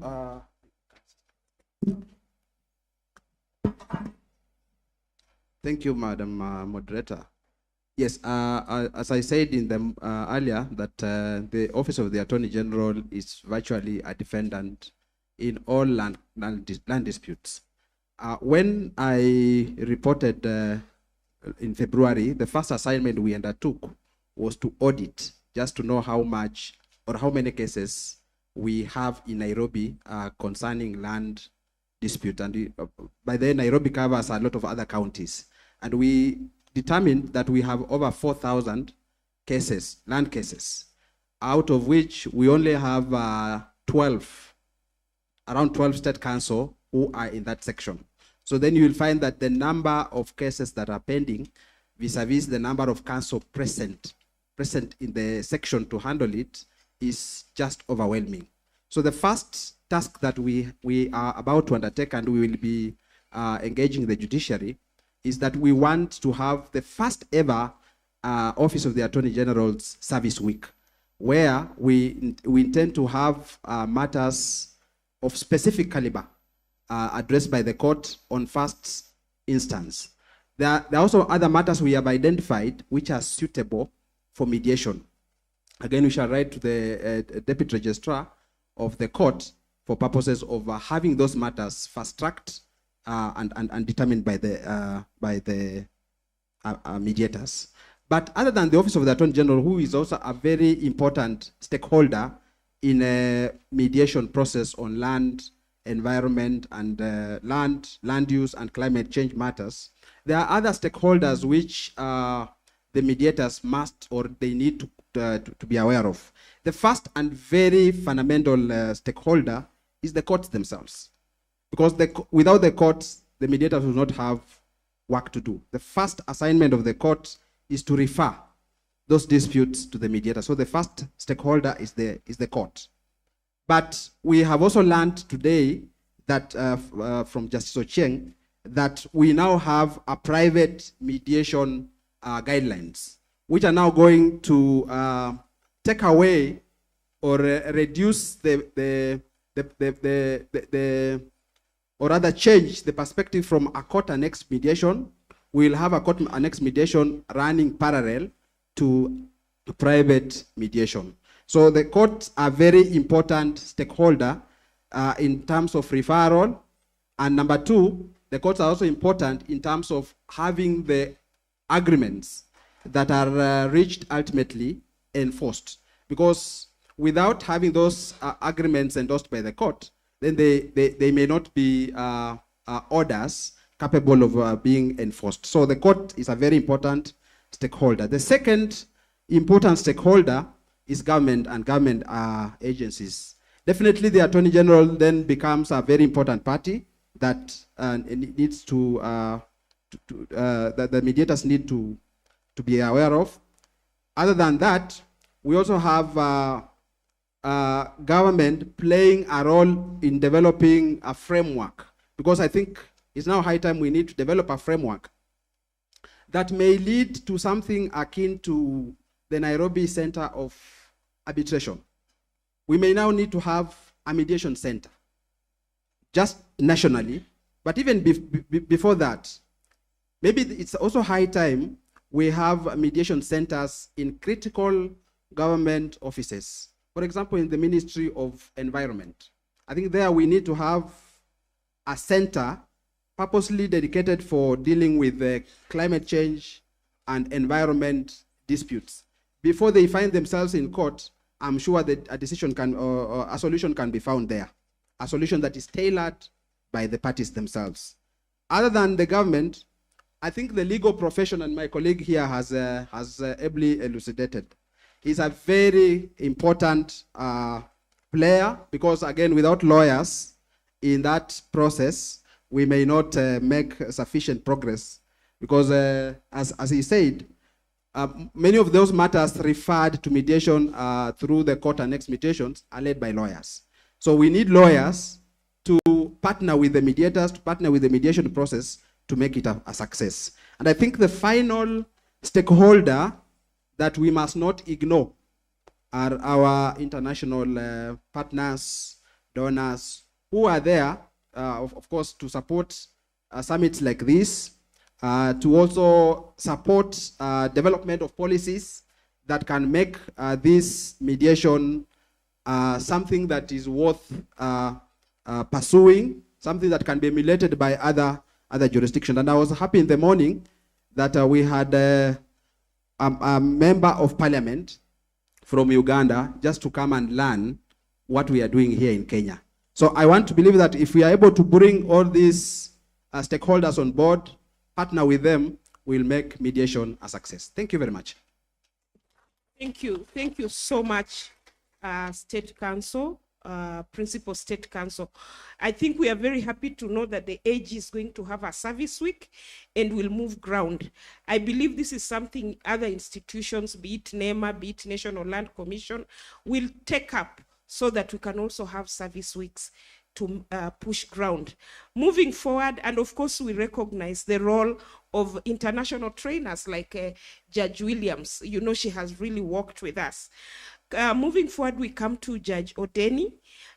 Judge, the summit would like to know, climate change is a dynamic challenge that continues to affect communities. How can Kenya ensure a strong mediation culture to address any current and future disputes related to climate change? Thank you very much, moderator. Initially, we used to think about climate change as something that is abstract, but climate change is real. It is real because it is affecting everybody, globally, even locally. As we sit here, I'm sure there are issues that are related to climate change challenges. When you talk about climate change, we talk about the triple planetary crisis, which is climate change, biodiversity loss, and pollution. In the morning, we were talking about Nairobi River. And as I was coming here in the morning, there was some awful stench. I don't know, the people who came through the other side, I don't know, is that the Nairobi River or that is a branch of Nairobi River? That is pollution. So in order for us to deal with the climate change related disputes, we have to really embrace a multi-stakeholder approach, and we must also embrace mediation. This one we can do through legal reform, policy reform, and as the CS was speaking here in the morning, she talked about the land policy, which was the recommendations that were given to her. And I just want to tell you that I was, 2 weeks ago, I was doing some desk review of the Community Land Act to see the experiences, what we have achieved from 2016 when it was enacted to date. And the National Land Commission has the mandate to review the national land policy after every 10 years. So our national land policy was passed in 2009. And during that time, the issue of climate change was not really pronounced. So with the stakeholders, that is in collaboration with stakeholders, the Law Society, Pamoja Trust, Habitat for Humanity, they presented a comprehensive set of recommendations to the Cabinet Secretary in November 2023. So the ministry, as the CS said, they committed to complete the policy review and development process by the end of the financial year, including public participation, submission of the policy to the Cabinet for approval, and presentation to Parliament for debate. So at the time I was writing that review, the policy recommendation had been presented neither to the Cabinet for approval nor to Parliament for debate. So, but I think the CS confirmed that it has not yet been presented for approval. And this is something that should be fast-tracked because the new recommendations talk about climate change, which will help in developing strategies on how to deal with the issue of climate change.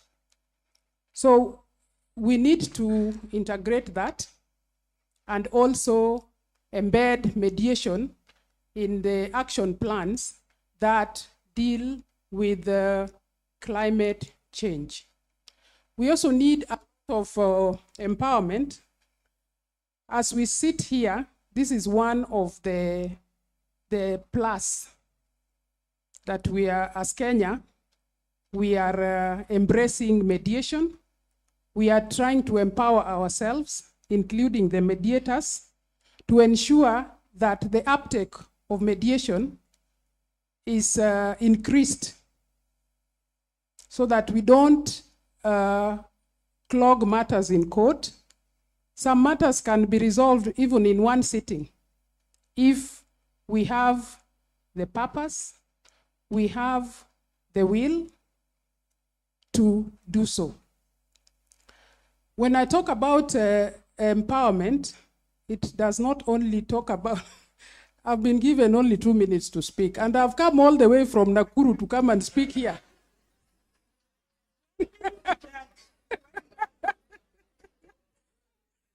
So if I was in the university, I'll tell you that I'll give you the handouts to read. Huh? No, it's okay. No, I think I've made my point that we must embrace it. Mediation, and we...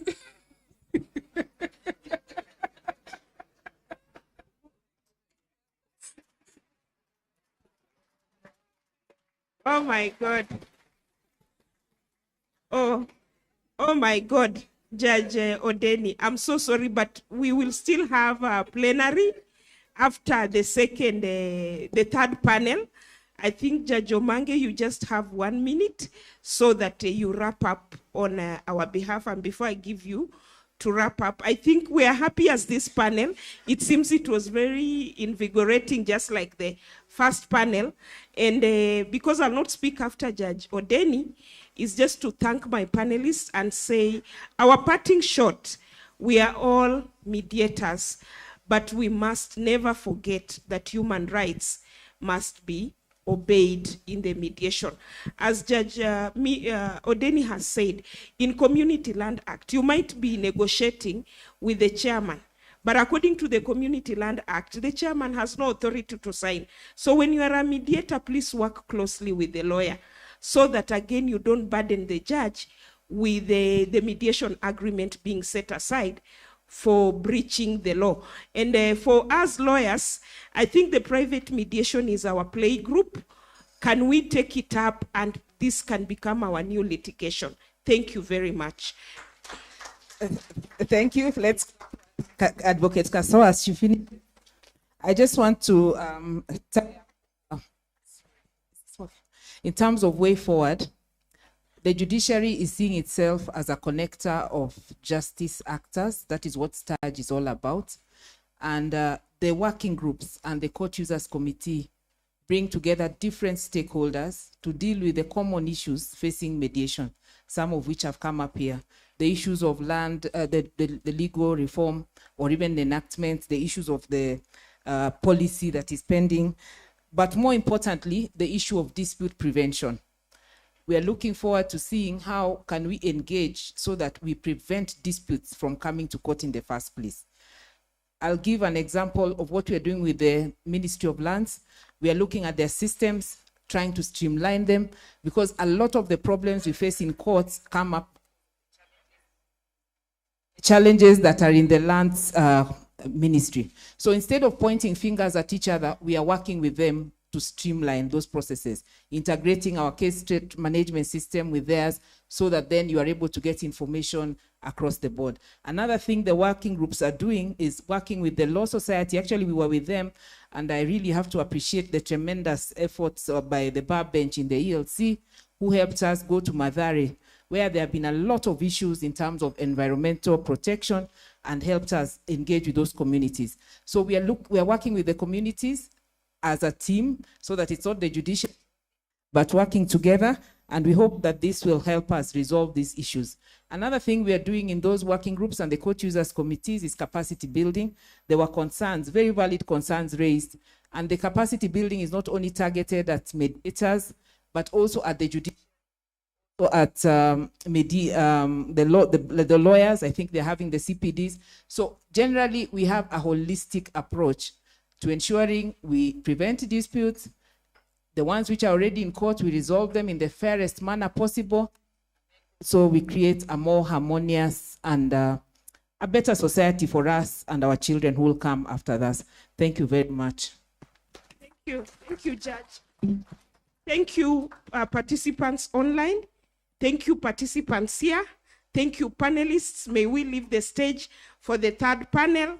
I've been told to recognize Judge Mary Klausina by our DPP for being a former prosecutor. Our mediation chair is here, Madam Mwadumbo, the bar bench. Thank you very, very much. Judge in charge of mediation, tunasema asante. We can now leave the stage. It can never be enough. Judge Angote, for leading the ELC, tunasema asante. Thank you so much, Advocate Caroline. As usual, please just come here so we can gift you as we move forward. But even as we do that, I know we've been sitting all day. So we've brought someone special to us at the laws at Strathmore. So she's Miss Catherine Kibunja. She's in charge of wellness. So we want to ensure that we are well as we continue to have these discussions. So I'll welcome Catherine to guide us through 3 to 5 minutes session of stretching so that we're good. And then we'll have a small interlude from the children who have been waiting the whole day to present. And finally, we close with the panel. Good afternoon. Am I audible? Ladies and gentlemen, all protocols observed, it is time to stretch. Kindly stand up. As you stand, we have 2 reasons why we stretch. Number 1 is to ensure our muscles don't get stiff. Number 2 is to make sure we don't get musculoskeletal challenges. Allow me to introduce Liz, our fitness coach, who's going to join me on stage. We are going to move. Yes, she is a sports lady. We are going to have 2 sessions. First, we are going to do stretches. And the second session, we are going to have body movement facilitated by rhythm. Simply means dance, eh? All right. Are we ready? Relax your muscles. Just relax. So remember, I am holding a microphone, so please follow what she's doing. Yes? Are we together? Are we relaxing our muscles? Kick a bit. Just feel your muscles are relaxed. Kick it off a bit. Stand in an A line. A. Your legs in an A. That is A line, eh? All right. Your head on your right. Yeah. Then use your right hand to pull it that way until you feel a stretch. On your right, eh? Your right is my left. Or your left is my right, one of the above, eh? Now, make sure you stretch until you feel it. Change sides. And hold. Can you feel the stretch? Now, if you're not feeling it, maybe you have a bit of coordination issues, eh? Make sure your left hand is on, and you're bending on the side of right of that hand, eh? All right, take your head up, and lift it up. Have a look at what she's doing. Make sure you lift it up completely. Excellent. Now your chin to your chest. Don't bend your back, just your chin to your chest.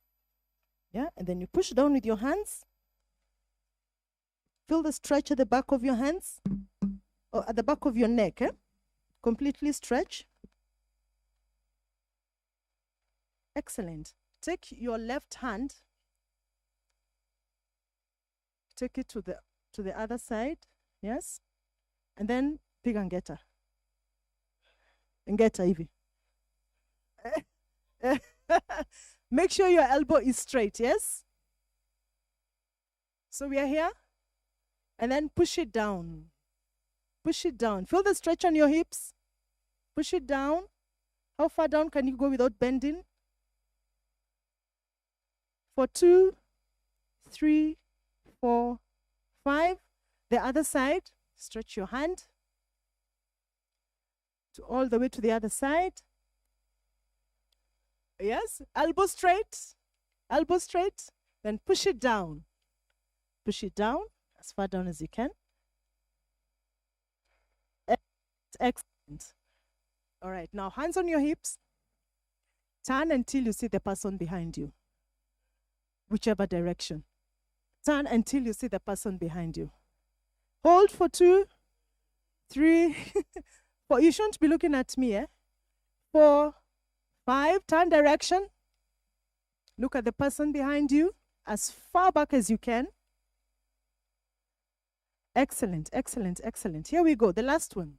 We go to our legs. So we need a bit of balance here because I want you to hold this.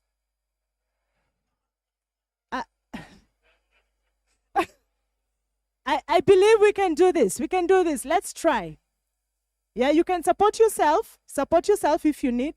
We are stretching this muscle, yeah? You've been seated for long, so let's stretch this muscle. Are we holding it? Hold it for a minute. No, just a few seconds.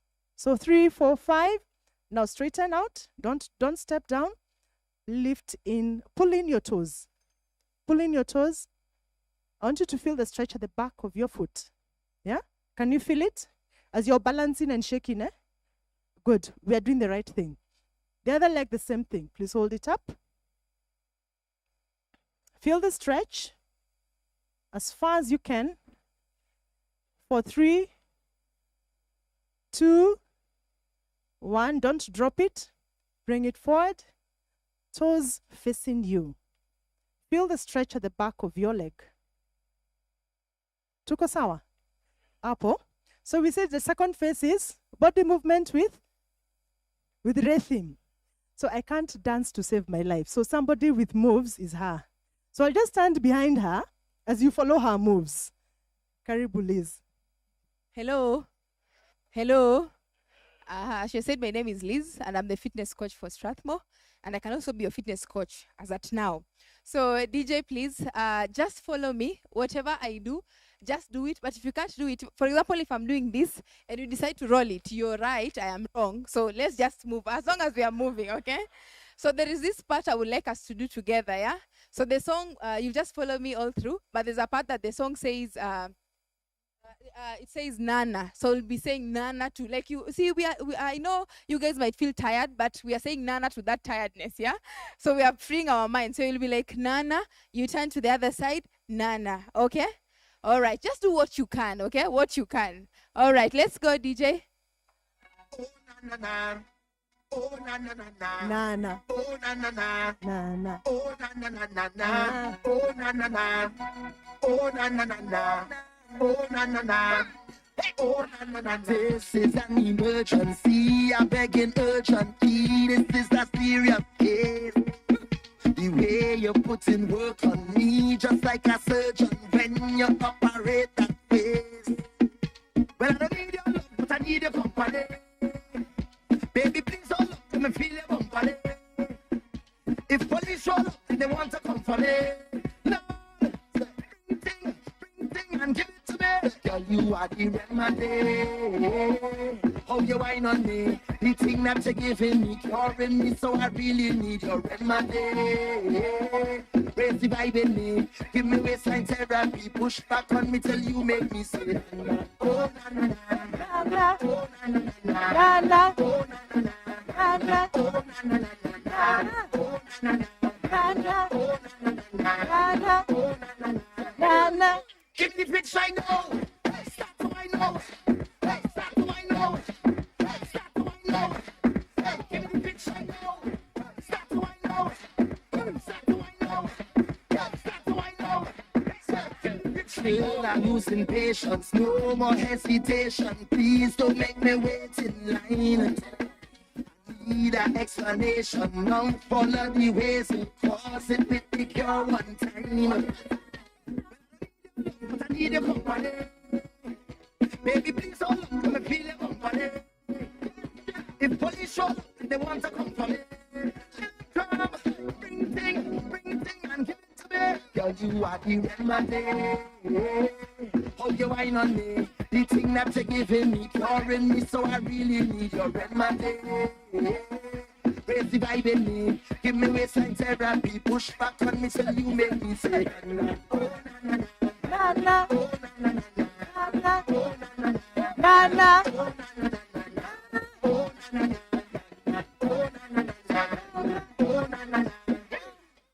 Thank you, thank you. Thank you so much.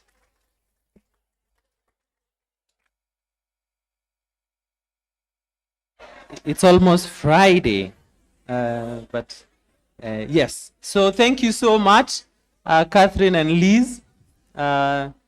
We are always grateful. They will be back tomorrow and the day after, so they keep us alert and awake for the duration of our mediation summit. Now we have our beautiful pupils from Mathira Primary. Mathari. Yes. I don't know where I am at politically to be thinking of Mathira, but yes. So I think we're good. So the pupils can come. So they're going to perform for us very briefly, because they have been waiting to wow you with their dance since morning. So let's give them 5 minutes to do that. Yes. So welcome, Mathira. Mathari. No, that was deliberate. That was deliberate this time. You know, so that we are, I see whether we are on the same page. And I see now we are. Yes. Mathari Primary School. Karibuni sana. Let's appreciate them. You see, look at the young one.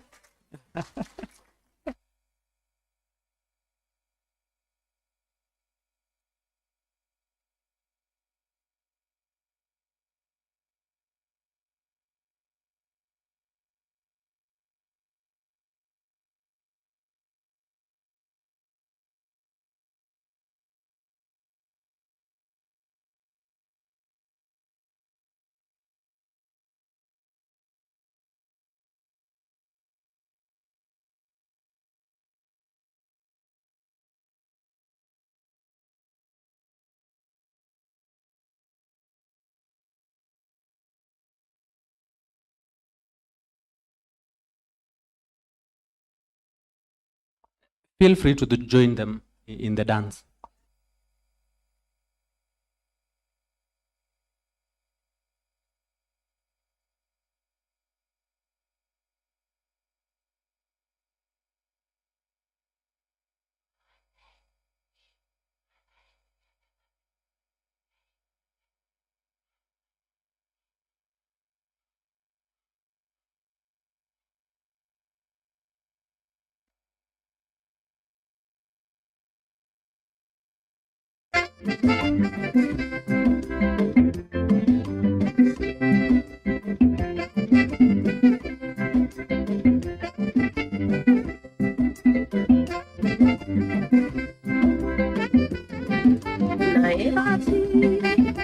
Suka sekusinga mai yanga ina mobali nangai kontalo moka mama balanda kisukisa bilobela moya bato likola yanga ina sheri suka lilitama naebaki suka sekusinga mai yanga ina mobali nangai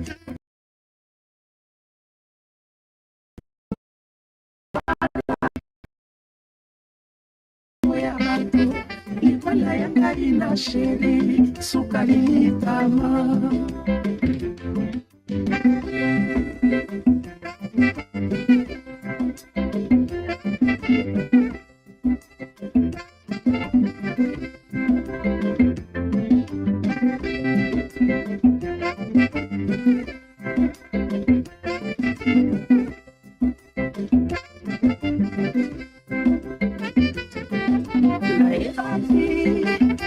Suka seko kinga mae yanga ina mufali ngai pantalo kama mama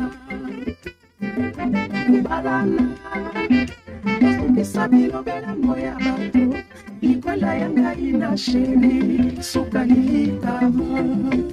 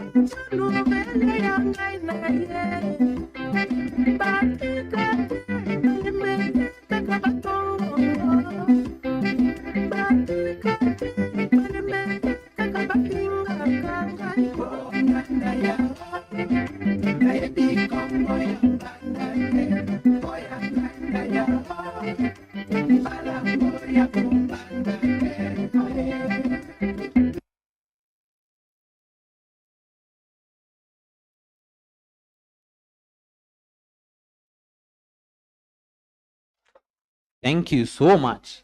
And let's appreciate them once more. At the pain of mentioning where they come from and getting it wrong a third time, I will not do that so that we jump right into the next panel. So can I have some people help me move the seats back so that we can have the last panel moderated by Mr. Macharia Kaguru. Mr. Macharia Kaguru, please come to the front. And this panel will tackle mediation in environment, land, and land use disputes. It's a comparatively shorter panel than the rest, so we are targeting to be done by 5 at the latest. So thank you so much for your patience, and yes.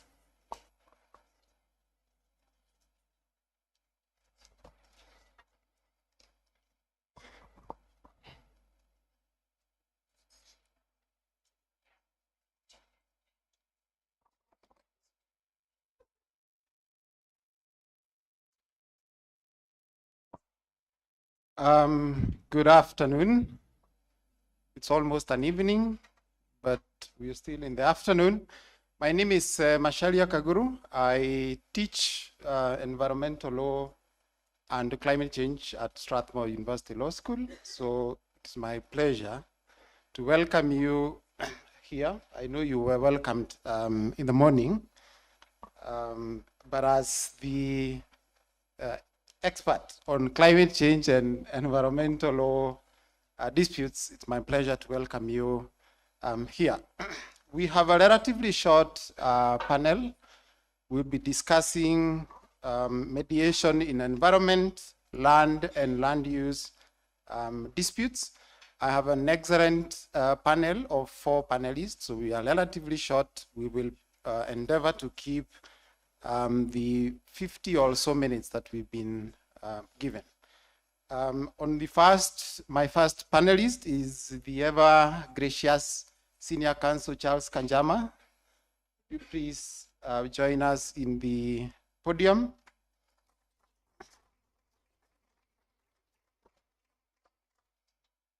Next is Dr. Mumbua Munyao, the Director, Institute Advancement Partnership and Liaison at National Intelligence and Research University.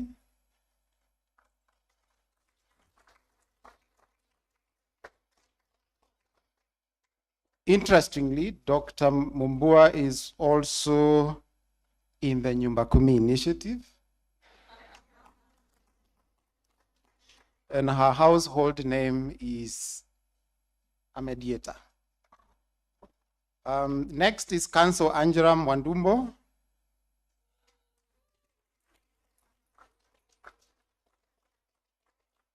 Thank you very much for joining us. And finally, Mr. Kadil Abdile, a seasoned mediator, Mutua Ground, deals with conflicts related to in ASAL areas relating to land, land use, and environmental disputes. So you can agree, we have a very excellent panel from a senior counsel to Council Angela, to our Nyumba Kumi chair. She will tell us where that is. And Mr. Kadil, who deals with these disputes around ASAL areas, arid and semi-arid areas. So he has very good experience on communities and local communities disputes relating to environment, land, and climate change and land use. And just to echo what the children have done here, I know you have probably mediated issues to do with family issues and children. Judges in the Environment and Land Court are very well aware that we have now a new crop of litigants in climate change litigation called children and youth. And they are bringing different aspects to the courts. So they are part and parcel of this program, not just as entertainers, but you will start seeing them in your mediation, all their interest being represented in your mediation sessions. So thank you very much. As you can see, they don't have handwritten notes, so we will move very quickly, precisely, and on point. They assured me that I should also not have something written, so I also don't, other than the questions that were presented. Okay, on to the first question, and we'll engage Senior Counsel Kanjama. In answering this question, why should mediation preferred choice for resolving environment, land, and land use disputes? How does it compare to other ADL mechanisms in terms of time, costs, and sustainability of solutions? And please characterize the nature of disputes in this realm, which then would allow us to unleash the potential of mediation in these disputes. Thank you. Thank you, moderator. Good afternoon, ladies and gentlemen. I'm delighted to be here in my capacity as a mediator, like most of you. I have handled several mediations, normally as a mediator, but sometimes as counsel for one of the parties. So because it's late afternoon, I'll give a few stories as I answer the question. One matter that I did involved a dump site in one of the counties in northern Kenya. And there was a dispute between the county government and the people in the local community. And they had instructed me, I had filed a case. In this case, I was not the mediator, but I had filed a matter at the Environment Tribunal. And eventually an opening came for a mediated solution. And so some people from my office went to the ground. They had discussions with the community, with the county government. They had 1 or 2 sittings. And eventually they were able to reach a mediated solution, which involved the dump site remaining in its current premises for maybe 1 year, eventually being moved. There were various people involved. When you go to court, it's difficult to get too many parties to present their case before the court. In environmental disputes, there are so many significant interests involved. It's almost like a public participation forum. So mediation can help in those kind of settings. There was one matter I did where I was a mediator, where the parties had gone to court. It was an environment and land court matter, and they had filed a judicial review proceeding. And the question that arose, number one, can a judicial review matter be resolved through mediation? And I believe the screening process had concluded that yes, it could. And I got this particular case. It involved people from the same family who are fighting about the development of a certain piece of land. And it also involved the county government, which had given some, was involved in the building permissions. And in resolving this matter, one of the things that surprised me, it was in one of the informal settlements in Nairobi. There were no title. None of the two parties had titles. The title was in the name of their mom. And in this particular area, people put up buildings even without following the formal legal process. And we had to go to the ground and look at the land. It was a site visit, the first one I had done as a mediator. I know of site visits as a court-going lawyer. But I found that you could even get the parties to sit down, agree, okay, you'll occupy this portion, you'll occupy this other portion, we will demolish this particular section here to create an access road. And so I found that it was possible when people go to the ground to have creative solutions in mediation.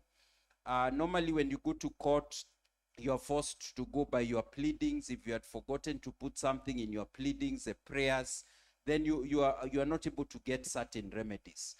There's another matter that I got involved in. This one was from the Court of Appeal. And my client, this time I was acting for the client. My client had gone to the Court of Appeal seeking injunction pending appeal.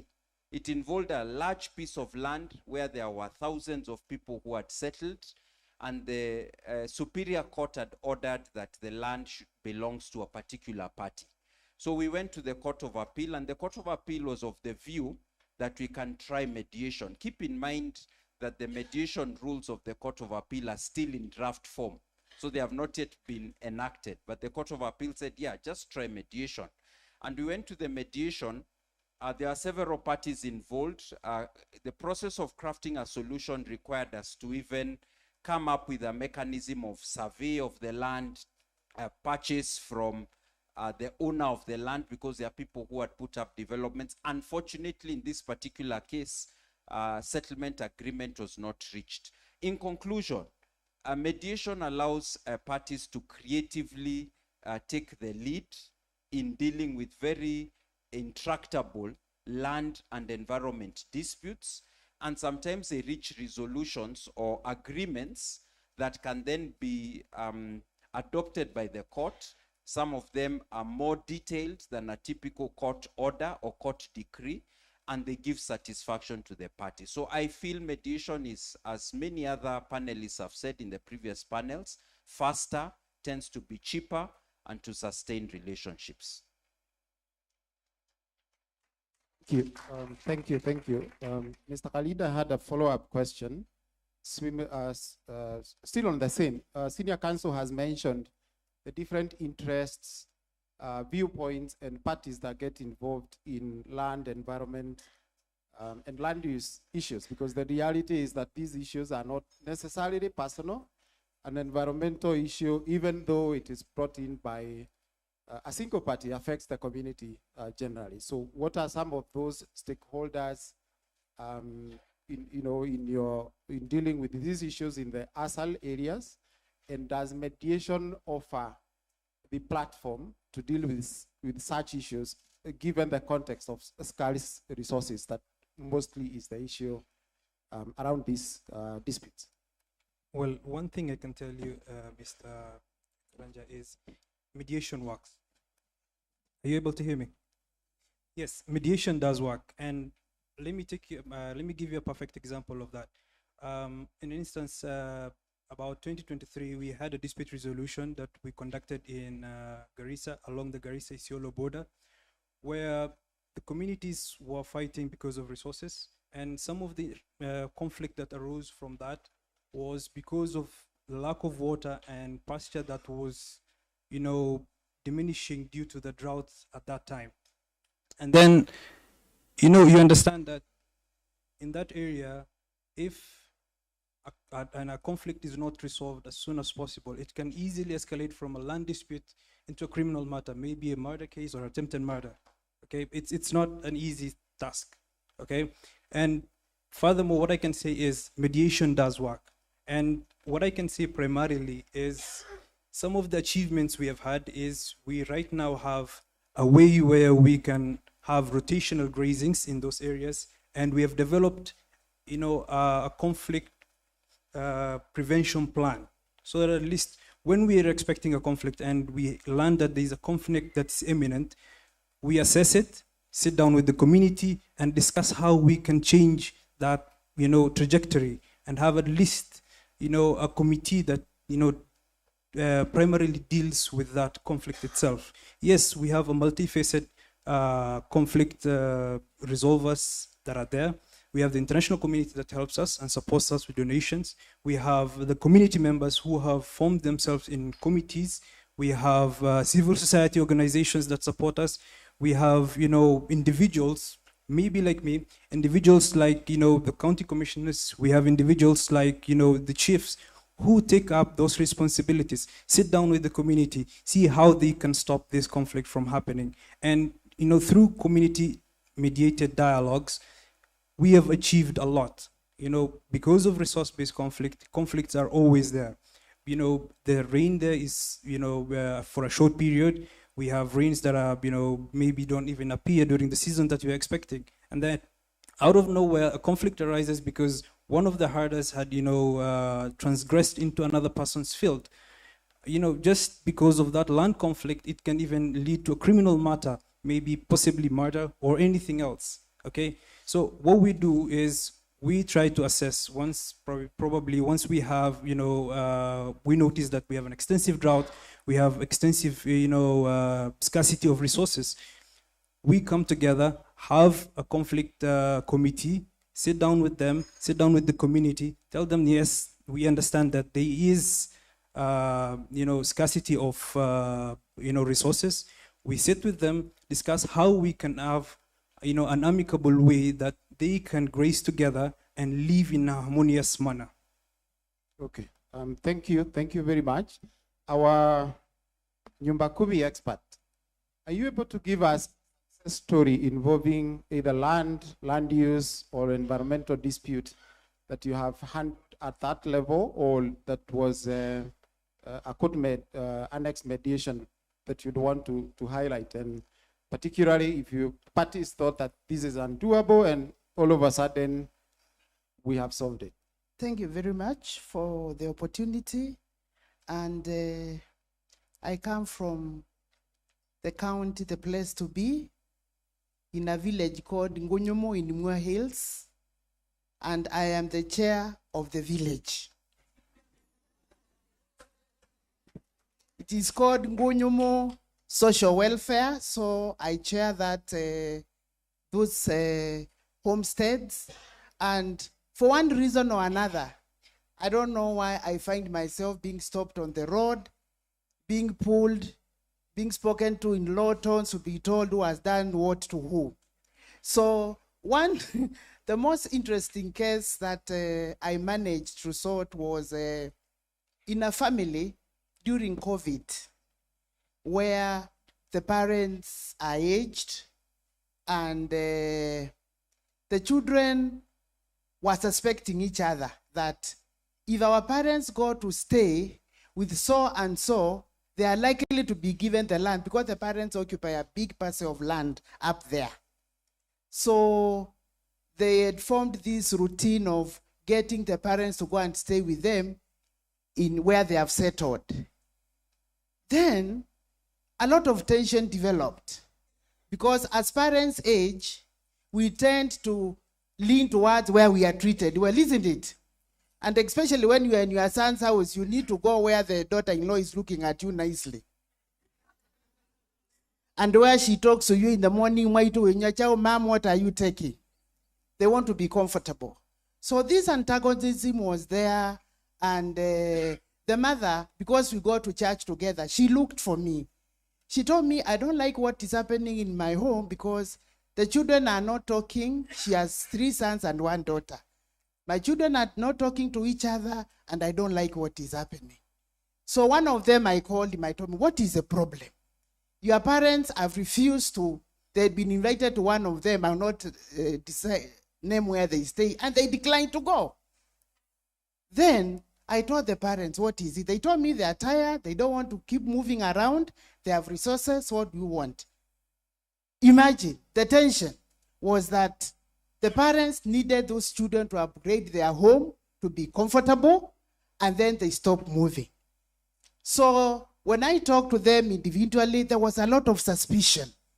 And they thought that the parents had already secretly, when they're in this so-and-so's home, maybe he has been given more land, and that's suspicion. So when I talked to them individually, they agreed. I told them, what you need to do is that your parents are able, upgrade their home, let them continue staying at home, and then after that, the inheritance will be done. Then I talked to the parents because they are able people, they are people who had been working and they have resources. Since then, they have subdivided the land, including the daughter equally given. Another one now I'm dealing with is very interesting. A neighbor had decided to come and build next to the fence of the other one. Now this one who has come to build next to this one is saying, you want to be hearing when I'm snoring at night, why? Then the other one is saying, it is my land. And there is so much tension. But I'm sure that one I'm going to sort it out. So I think when you are in those villages, what Judge said, we have houses here, but we have home, isn't it? So when you are there and you're in the position of leadership and you're able to mediate, it's better.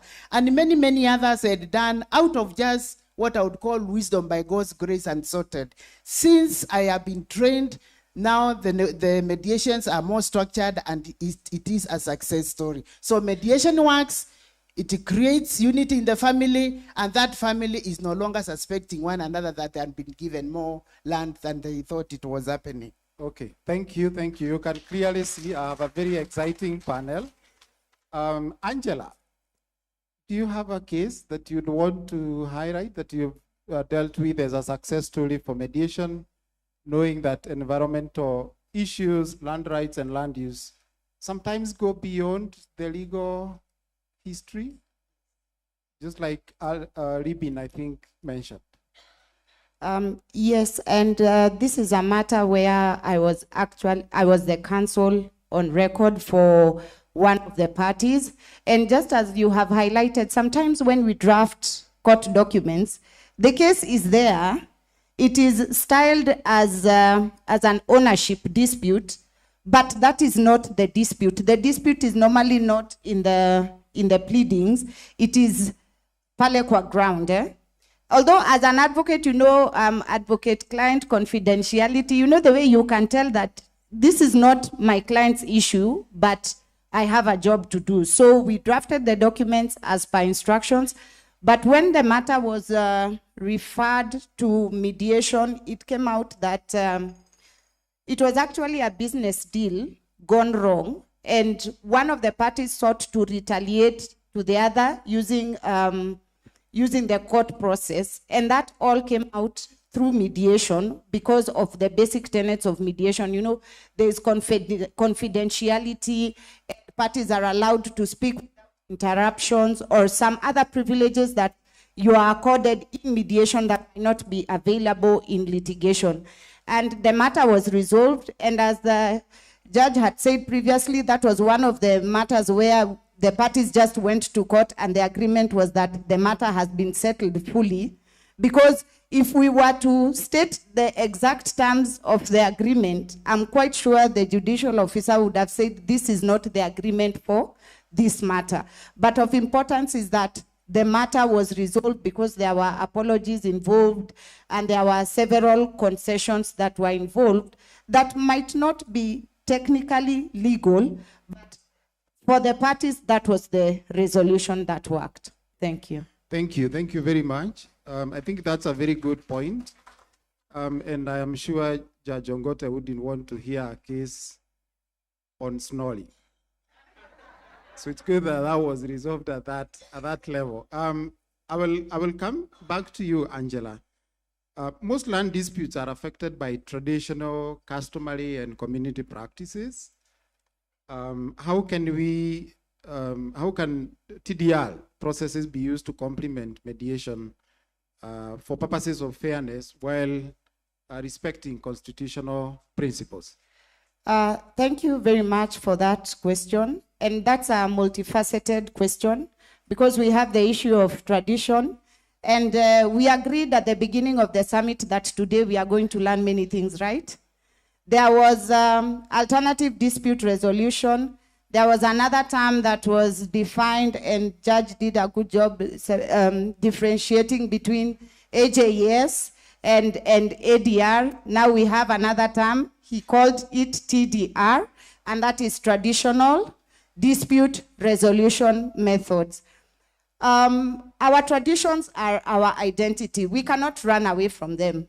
Some of us have very many qualifications and very many letters after our names, you know, MTI, TD, PhD, LLB, but at the end of the day, you are basically either a Kikuyu woman or you have Luo roots, or wherever you come from, that is your identity. So we cannot afford to ignore our traditions, because ignoring our traditions would is akin to ignoring our identity. Now we have traditional dispute resolution mechanisms, and the question also involved constitutional constitutionalism of such mechanisms. First of all, they are enshrined in the Constitution under Article 159(2) as part of the dispute resolution, ADR, alternative dispute resolution. But Sub-Article 3 goes ahead to quantify the extent to which we can use the traditional dispute resolution mechanisms. That is, it should not be repugnant to morality, and even the outcome of that system should not be repugnant to morality, and the system should not infringe on any person's rights, and they should not, whatever outcome should not be contrary to the Constitution or to the Bill of Rights. In the previous panels, the discussion of rights was really well articulated. But now, this is a system that is there, that is part of us. And then we have another more refined system, that is mediation. The two have different strengths, but they can actually be used together so that we can get a more acceptable resolution to whatever dispute is there. And how can this be done? First of all, the mediators can integrate the already existing TDR mechanisms or consensus building methods that are already there.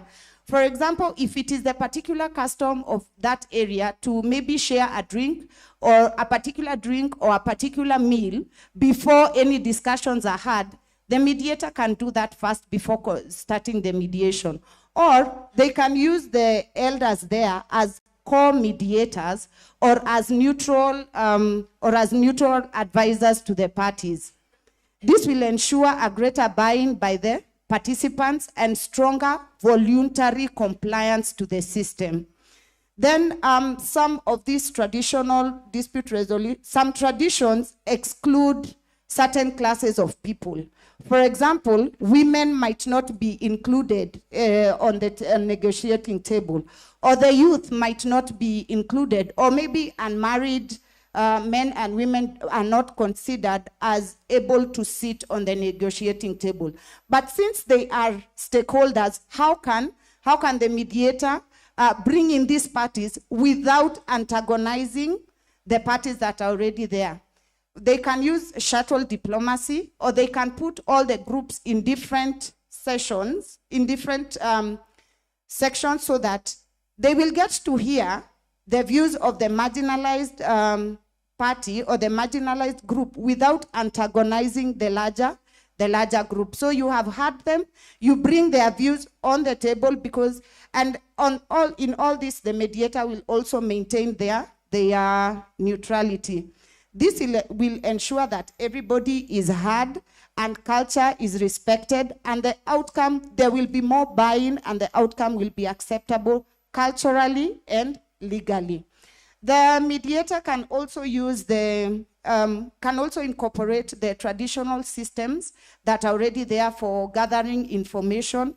For example, if they can use songs, they can use narratives to get information, but this one can also be used alongside the formal processes. Like, although you can be sung for a song, you can also consider the documents that the parties have, if the documents are there, such that the informal processes can be used to gather information, to get to the root cause of the issue, or to get the historical background of the dispute. Then you use the more formal systems or the more structured negotiations now to get to brainstorm on ideas and to lead the parties towards settlement. Back to you, Macharia. Thank you very much, with very practical examples. Senior Counsel, I want to come to you as a follow-up. What are the practical ways in which traditional elders or community leaders can be involved in mediation processes or the TDR processes without creating an imbalance, especially when the practices are exclusionary of vulnerable groups such as children, youth, and women?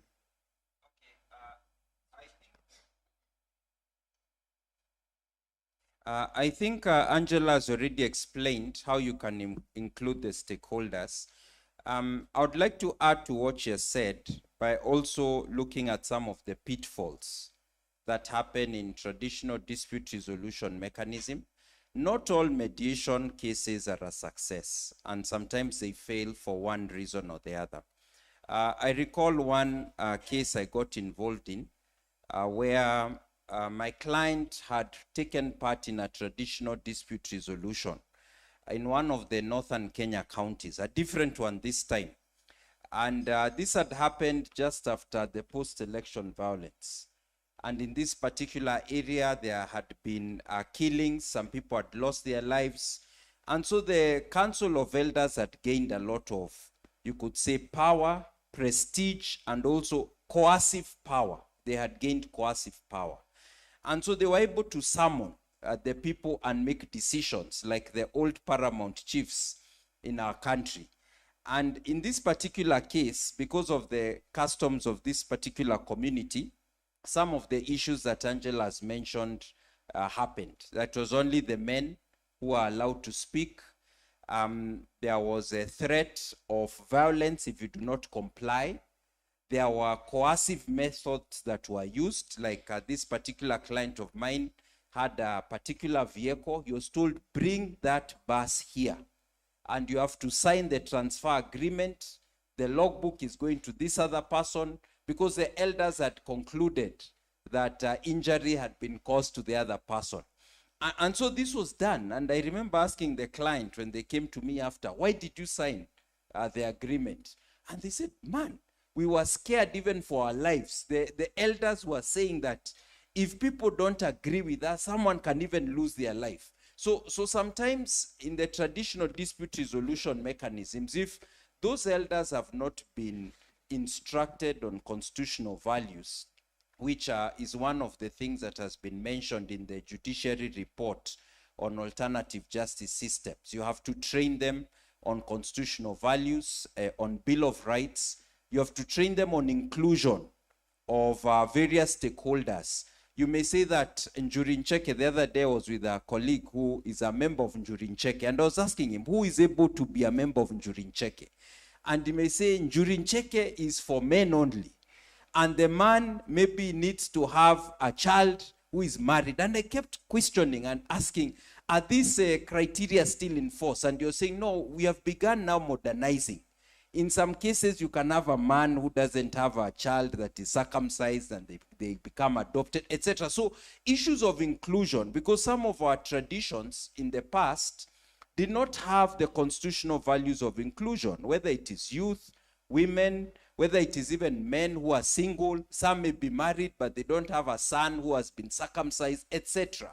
So those are issues that will need to be brought in under the traditional dispute resolution mechanisms. And I think the best approach, as again Angela has alluded and has been set out in the AJS framework by the judiciary, is that those traditional dispute resolution systems can work very well, say, with a mediator, or if they work alone, that there is somebody who's knowledgeable about the law, who can guide the traditional dispute resolvers to ensure they meet the minimum constitutional test in Article 159 of the Constitution. Thank you. Thank you very much, Senior Counsel. Back to Dr. Mbua. You are a seasoned educationist, managing both private and public institutions. And recently you were setting salaries for some of people here. So in a real sense, then you don't have a legal background. So how better can mediators, especially those who don't have the legal background, be equipped to address complexities of environment, land, and land use disputes, which you already are assisting in that process? Thank you very much for that. And first of all, mediators are not necessarily lawyers. Mediators are drawn from all professions, and there's evidence that non-lawyers who get trained to be mediators do very well. But that's a very good question. I like the word complexities in the question that you are posed to me, because environment, land, and land issues, I want to believe, are very intricate and multi-layered. And listening this morning, I've collected quite a number of complexities that are related to environment, land, and land conflicts. For example, land issues going back to historical period during colonial time will find your way for you to sort. We have had complexities related to weak legal frameworks, climate change that come with pollution.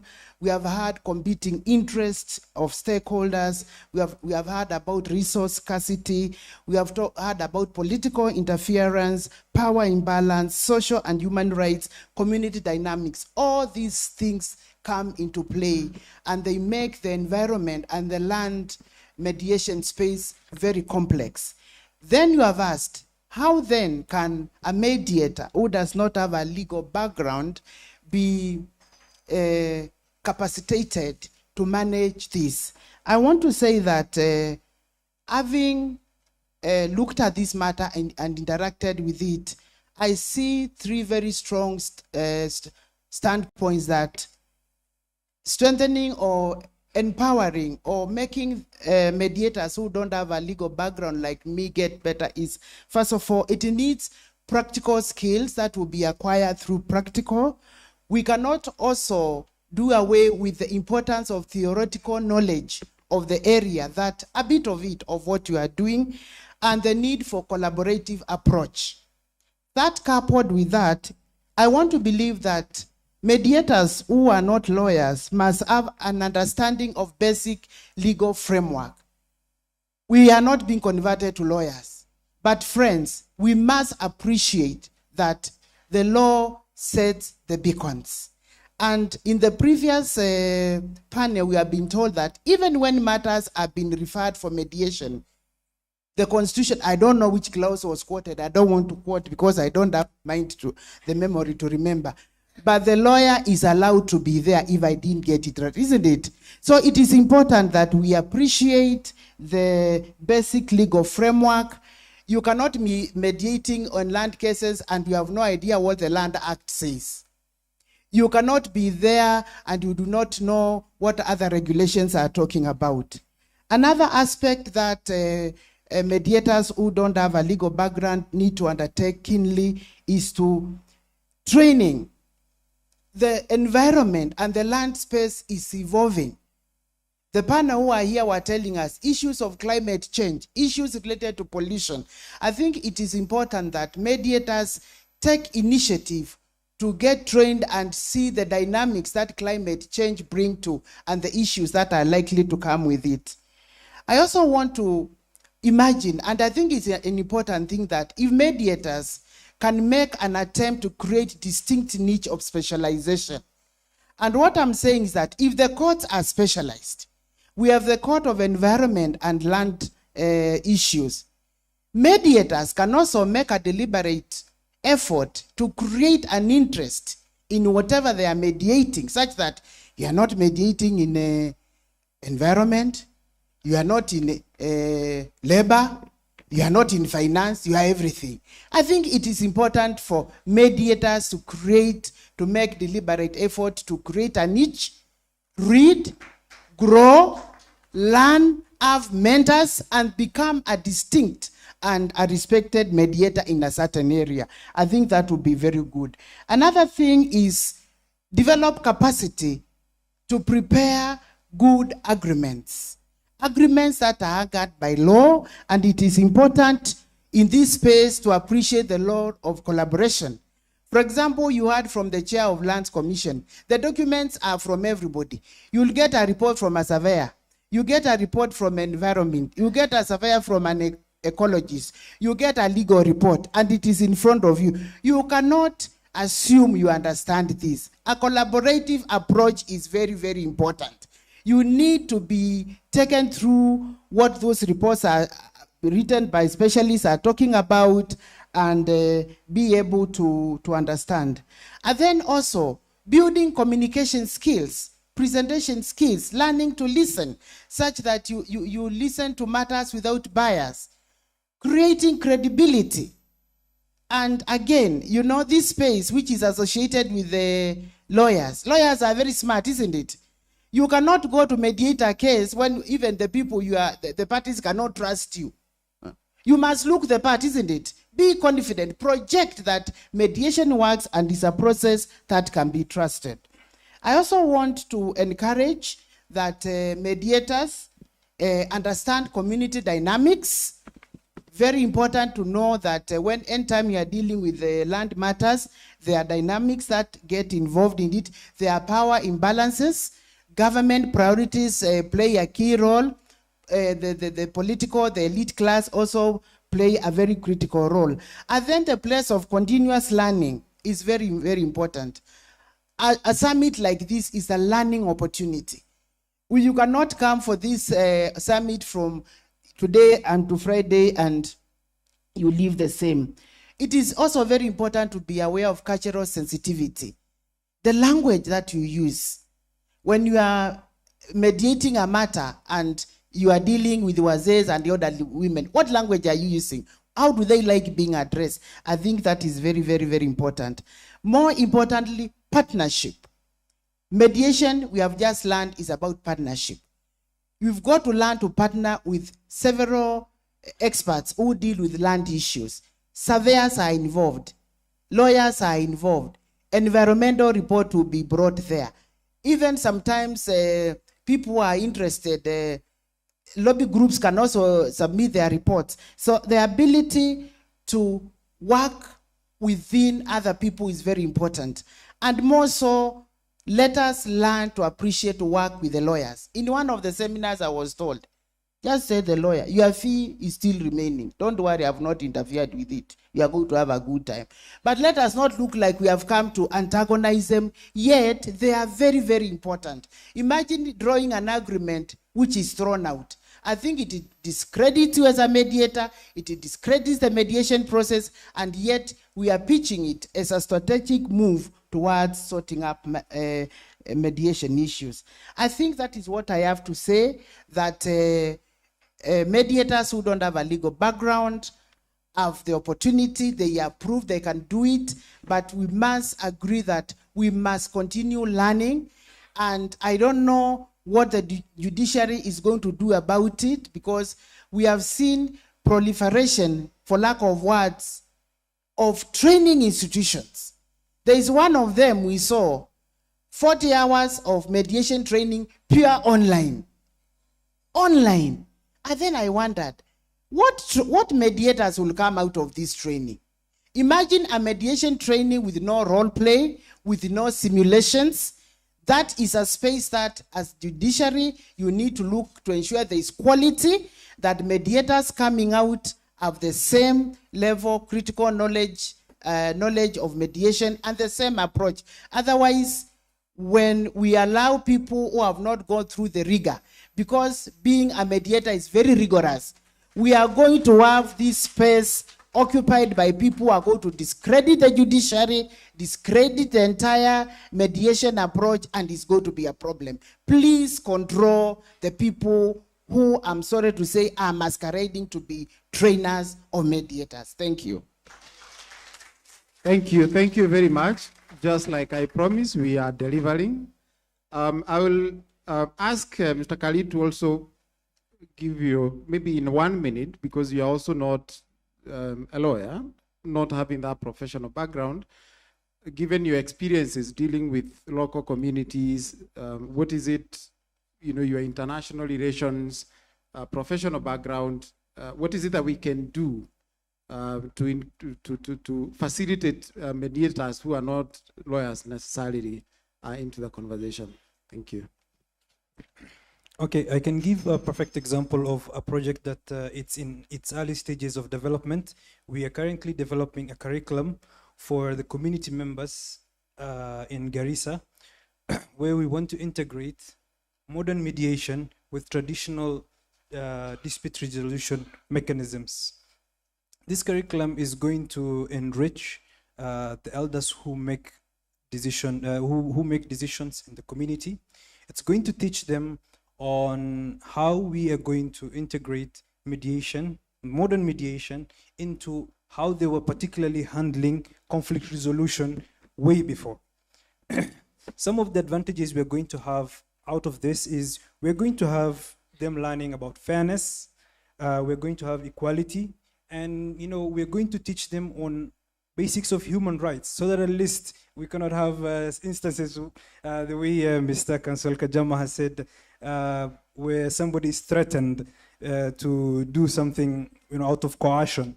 Well, I can tell you for a fact that happens in the community, and it's something that has been there. You're forced to do it, and you will do it whether you like it or not.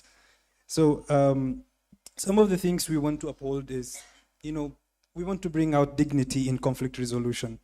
So this curriculum is going to bring out that dignity, and it's going to give the community, a less rigorous conflict resolution process. Thank you very much. Senior Counsel, environment, land, and land use disputes may require experts for fair resolution. What is being done or can be done to integrate this expert knowledge in mediation processes to ensure informed outcomes whose decisions would not be set aside when they go to judicial officers? I think we've already in this panel discussed about it. I think the traditional mediation, leave alone the one in land and environment, the mediator tends to have already received adequate training to feel confident that just by discussing with the parties, they are able to reach a solution or a resolution. But in this area of land use and environment, you start realizing that the people in front of you as the mediator are not sufficient by themselves to resolve the matter, especially for the more complex issues.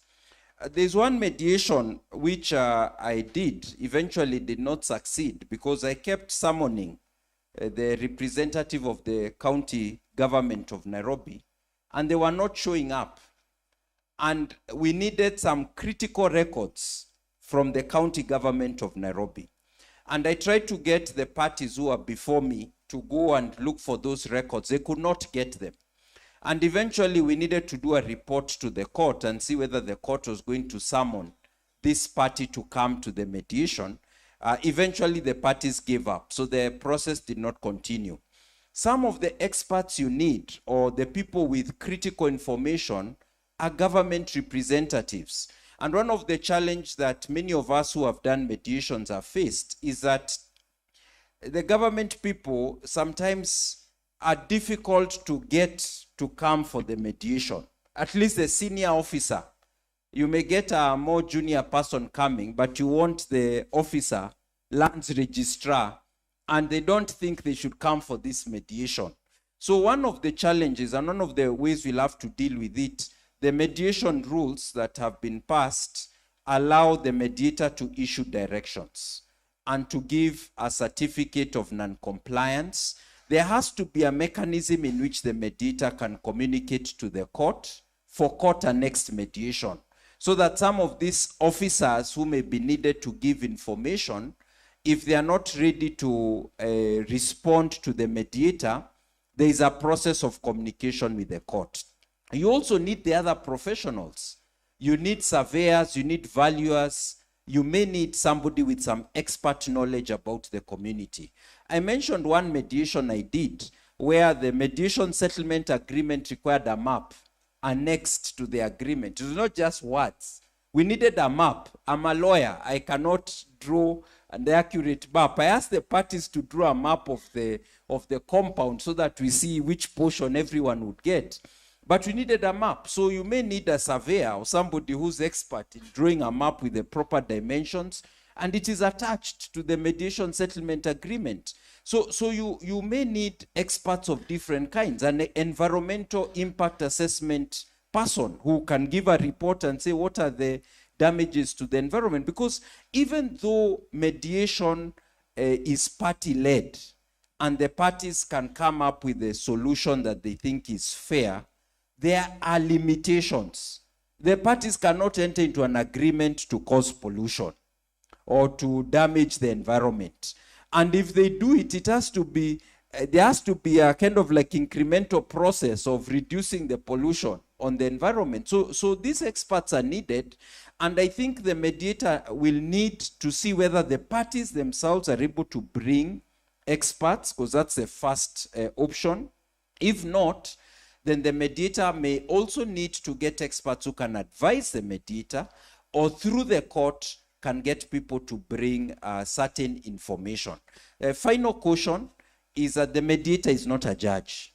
The mediator is not an arbiter or an arbitrator. So you are not bringing experts so that you make the decision for the parties, but so that you can illuminate certain aspects of discussion between the parties, so that the parties can reach a decision that will be adopted by the court and that is enforceable. Because some of the mediation settlement agreements are adopted by the court, but the parties face real and practical difficulties in subsequently implementing them. Okay, thank you. Thank you very much for well thought out answer. We have 5 minutes into our 50 minutes, so I'll give each one of us 30 seconds, and we will donate I think 2 minutes to the Master of Ceremony. We can start with Dr. Mbwa. Thank you. For me, it's let's embrace a collaborative approach to strengthen mediation, make mediation work. Let's make the mediation be appreciated and respected as an alternative dispute resolution approach. Thank you. Thank you. Angela? Even as we are discussing mediation and there is a lot of talk about experts, we need to remember the basics of mediation, because everybody who comes to the mediation table is an expert. The disputants are the experts in their dispute.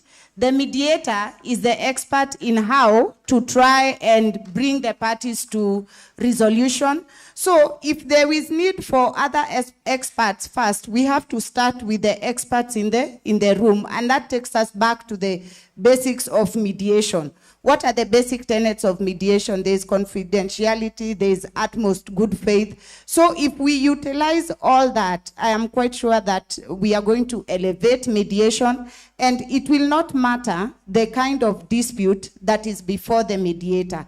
If the mediator has the right tools, then between the mediator and the disputes, they will agree on who to bring in so that we can get to a resolution. Again, mediation works, and everybody who comes to that table is an expert. Thank you. Thank you. Thank you very much. Senior Counsel?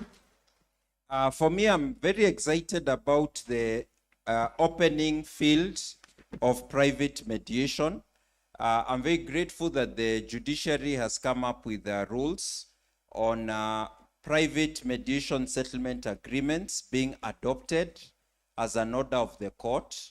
The challenge we used to face in the past is that if you did a private mediation, or you are in a panel, another panel, for example, Nairobi Center for International Arbitration, sometimes they will pay you a bit better than the court annexed mediation, and you did a mediation settlement agreement, it would be treated like any agreement. When there was default, then you'd have to file a normal civil suit, and the agreement would be challenged the way people challenge a case. It would take years. So private mediation was really struggling. But with the current mediation rules, you can get that mediation settlement agreement. You do an affidavit as a mediator. It goes before the court and it's adopted as an order of the court. It becomes like a decree. So that if there's a violation of that mediation settlement agreement, you are in the stage of enforcement. You're not in the stage of proving the terms of the contract.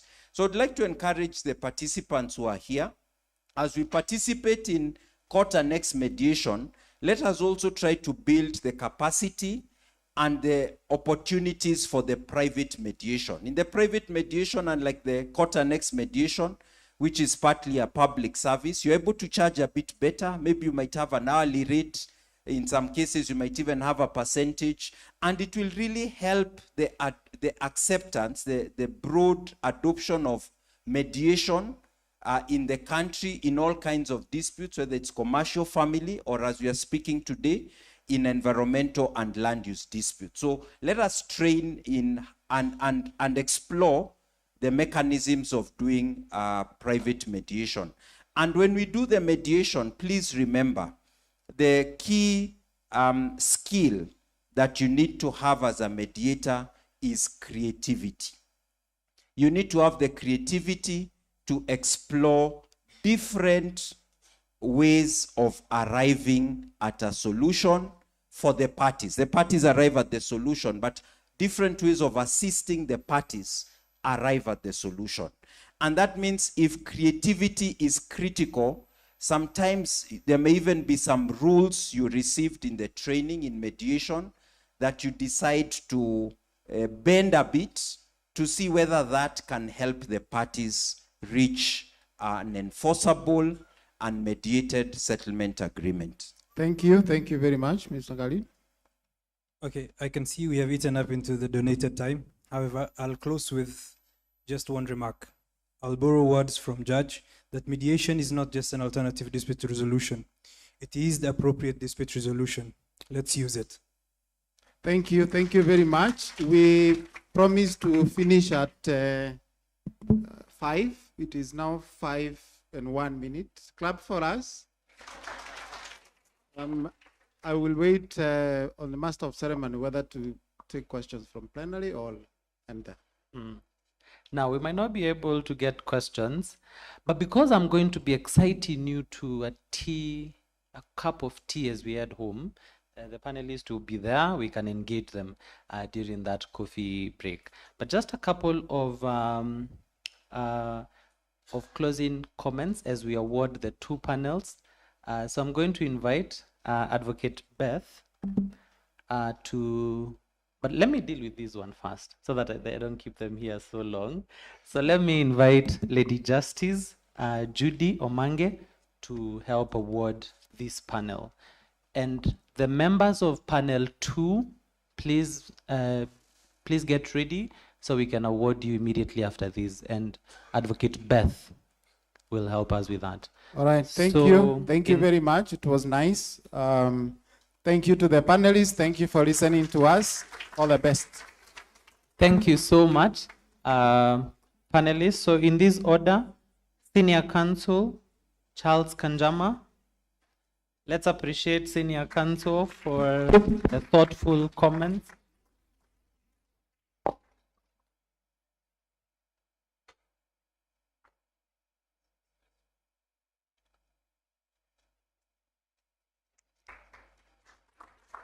Thank you so much, Senior Counsel. Counsel Angela, thank you so much. Let's appreciate Advocate Angela. Mr. Khalid, thank you so much, Mr. Khalid, and also for leading our prayer this morning. We really appreciate it. And Dr. Mumbua, thank you so much, Daktari, for the great job. Now that Judge is in the other panel, so Judge, I'm going to request that you just remain on this part, and then I'm going to invite Advocate Beth to help us. Oh no, I'm forgetting the most important man, our own Mr. Masharia Kaguru. for moderating wonderfully the session and keeping time. I'm going to request the next day's moderators to learn. When we say 50 minutes, strictly 50 minutes, so we keep time.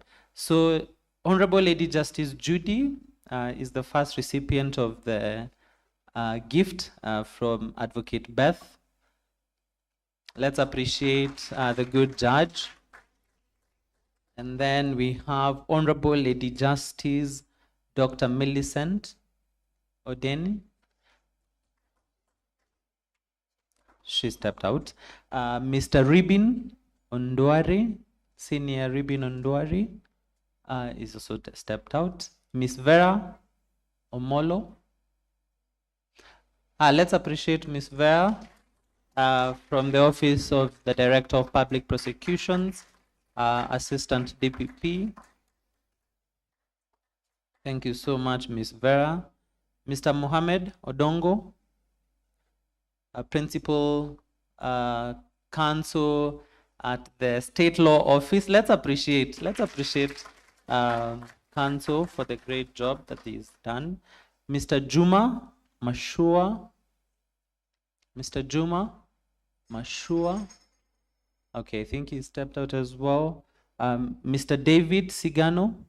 Mr. David Sigano also stepped out. And the moderator of this session, Council Caroline Hasoa. Great, I think she also stepped out.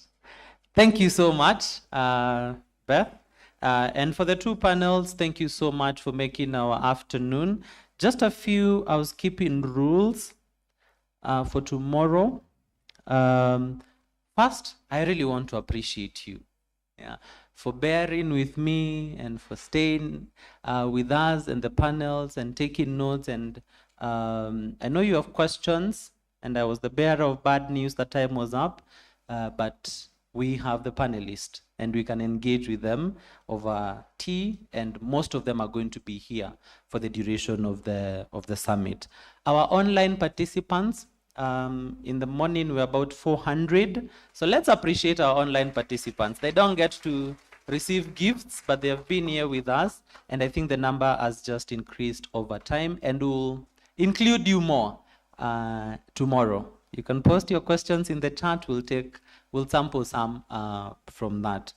The second thing is, some of us are asking about the programs. I had hoped that we'd been told at the registration, but those QR codes you see strategically placed on the buildings are soft copies of the program. So if you didn't manage to get one, please just scan it on your way out and you'll be able to see the program tomorrow. So I'll not run through it. Please do not lose your name tags. Put it next to your phone as you sleep, so that tomorrow, because it's what is using, the ushers are using to guide us to where we need to be at any particular point in the summit. So if you don't have it, it makes their work a bit more difficult. So let's make their work a bit easier. And also I'm requested to ask us to not tire from registering tomorrow morning once again, so we also know who is here. Also, for those of us that had reserved parking, please, we request that you park in the same place, probably not in the same slot where you had been allocated, but if you had been allocated here or this place or the other place, please, let's maintain that so we make the work of everybody a bit easier. And then lastly, I'll excite you to a cup of tea so we can close the wonderful day that we've just had.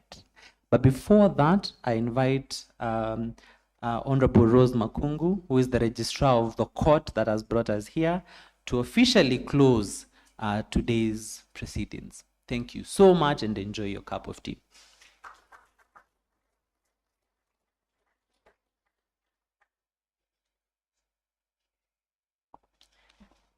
Thank you so much, MC, for that presentation. I'm sure you agree that it has been an experience, a wholesome experience on matters mediation.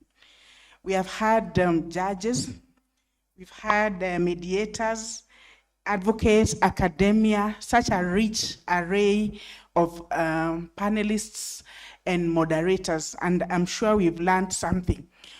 As many as of that opinion say aye, and as many as are of a contrary opinion say nay. So the ayes have it.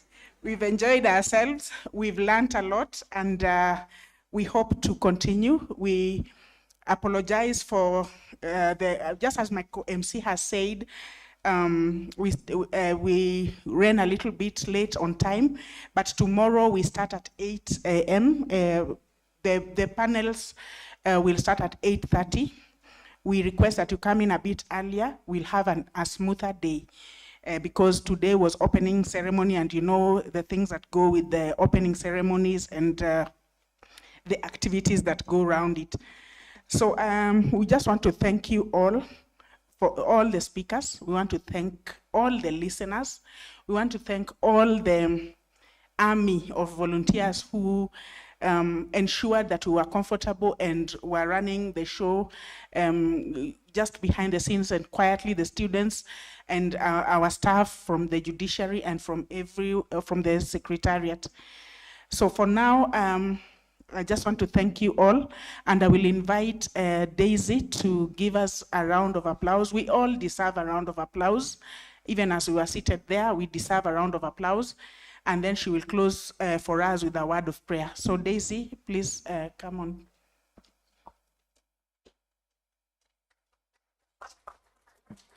Thank you. Thank you so much. It's been nice. Has it been great? Have you enjoyed? Have you learned? Wow. So mine is simple. To simply appreciate all of us, starting from the judges. So we will flower them. Do you know the Kamba claps? Okay, we start with Kusia. Very good. Prepare your hands very well. Kusia.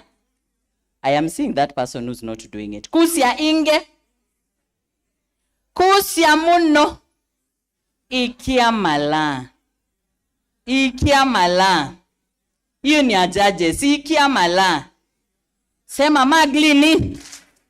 Ma lady. Ma yellow. Ma papo. Mambulu. Valuchia. That is for our judges. Thank you so much. We are so honored. We have enjoyed the learning. I was seated there and I was like, I'll go and write a book. Now, for the magistrates in the room, I met my very good friend today. The magistrate was in Nakuru. Tuwapatie ya 5 factorial, all the magistrates. All. Si mnajua 5 factorial? Najua ya judge haiwezi fanana na ya. So the 5 factorial we do 1, 2, 3, 4, 5. 1, 2, 3, 4. Somebody somewhere did something. Let us redo it again. 1, 2, 3, 4. 5. 1, 2, 3, 4. 1, 2, 3. 1, 2, 1. Very good. Now, to our advocates who are going to collaborate with the mediators in making it happen as they light the way. Wow. We are going to give them 25 claps just to appreciate them. Thank you so much. Collaboration is key. So do you know the 25 claps? Again, I will teach you. So we do 1, 2, 0, 1, 2, then a pause. 1, 2, 3, 4, 5. Twende kazi,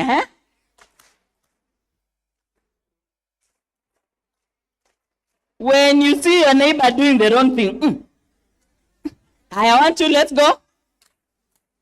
0, 1, 2, a pause. 1, 2, 3, 4, 5. Very good. Now, we have not appreciated Strathmore University. The place has been very good. Have you enjoyed? Strathmore tunawapatia makofi ya Kalabanda na Señorita. Leo you're going to learn. I know judge is like, what is that? Kalabanda. So we are going like this for Strathmore University, the technical team. Some were saying, Daisy, I can't access it. What is the issue? And they were able to join us. So we are going to do like this. Kalabanda. Kalabanda. Señorita. Very good. That was a trial. So let's go. Kalabanda. Kalabanda. Señorita. Very good. And finally, esteemed mediators. How do you feel, mediators? In the rooms, they were like, we are getting it. Yay, this is the best. So for mediators, we want to give them, me being part of the team as a mediator, we want to give them, which one? You can't get the one like for the judge, eh? The one for Mala, judge, and you know when it's an order, my trainer is here. Judge Anne has trained me as an international mediator, and she says, Daisy, we want the kusia, so let's go. Mediators, you're doing a wonderful work. So mediators, kusia. Wacha kwa nyima, weka vizuri. Kusia inge. Kusia muno. Ikia malaya mediator, 69 billion. Ikia malaya. Sema glini, maledi, mayelo, mapapo, mambulu, valuchia. Thank you so much. Thank you so much, and may God bless you. Bishop Maderi, please lead us in a word of prayer.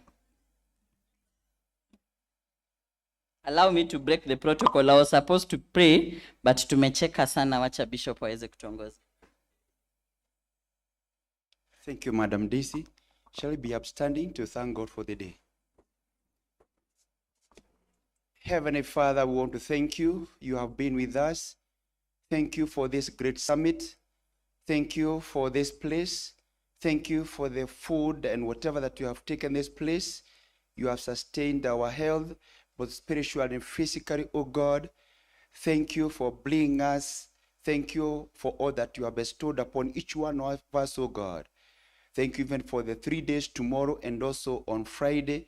And we pray that you may guide us, go with us, so Father, and bring us tomorrow. We thank you and exalt your holy name and declare this is thy doing. Take over now. Whatever you may do or say, may it be glory, bring glory and honor unto you. Take over. In Jesus' name we pray. And now may the grace of our Lord Jesus Christ, the love of God, fellowship of the Holy Spirit, with us now and forevermore. Have a blessed night.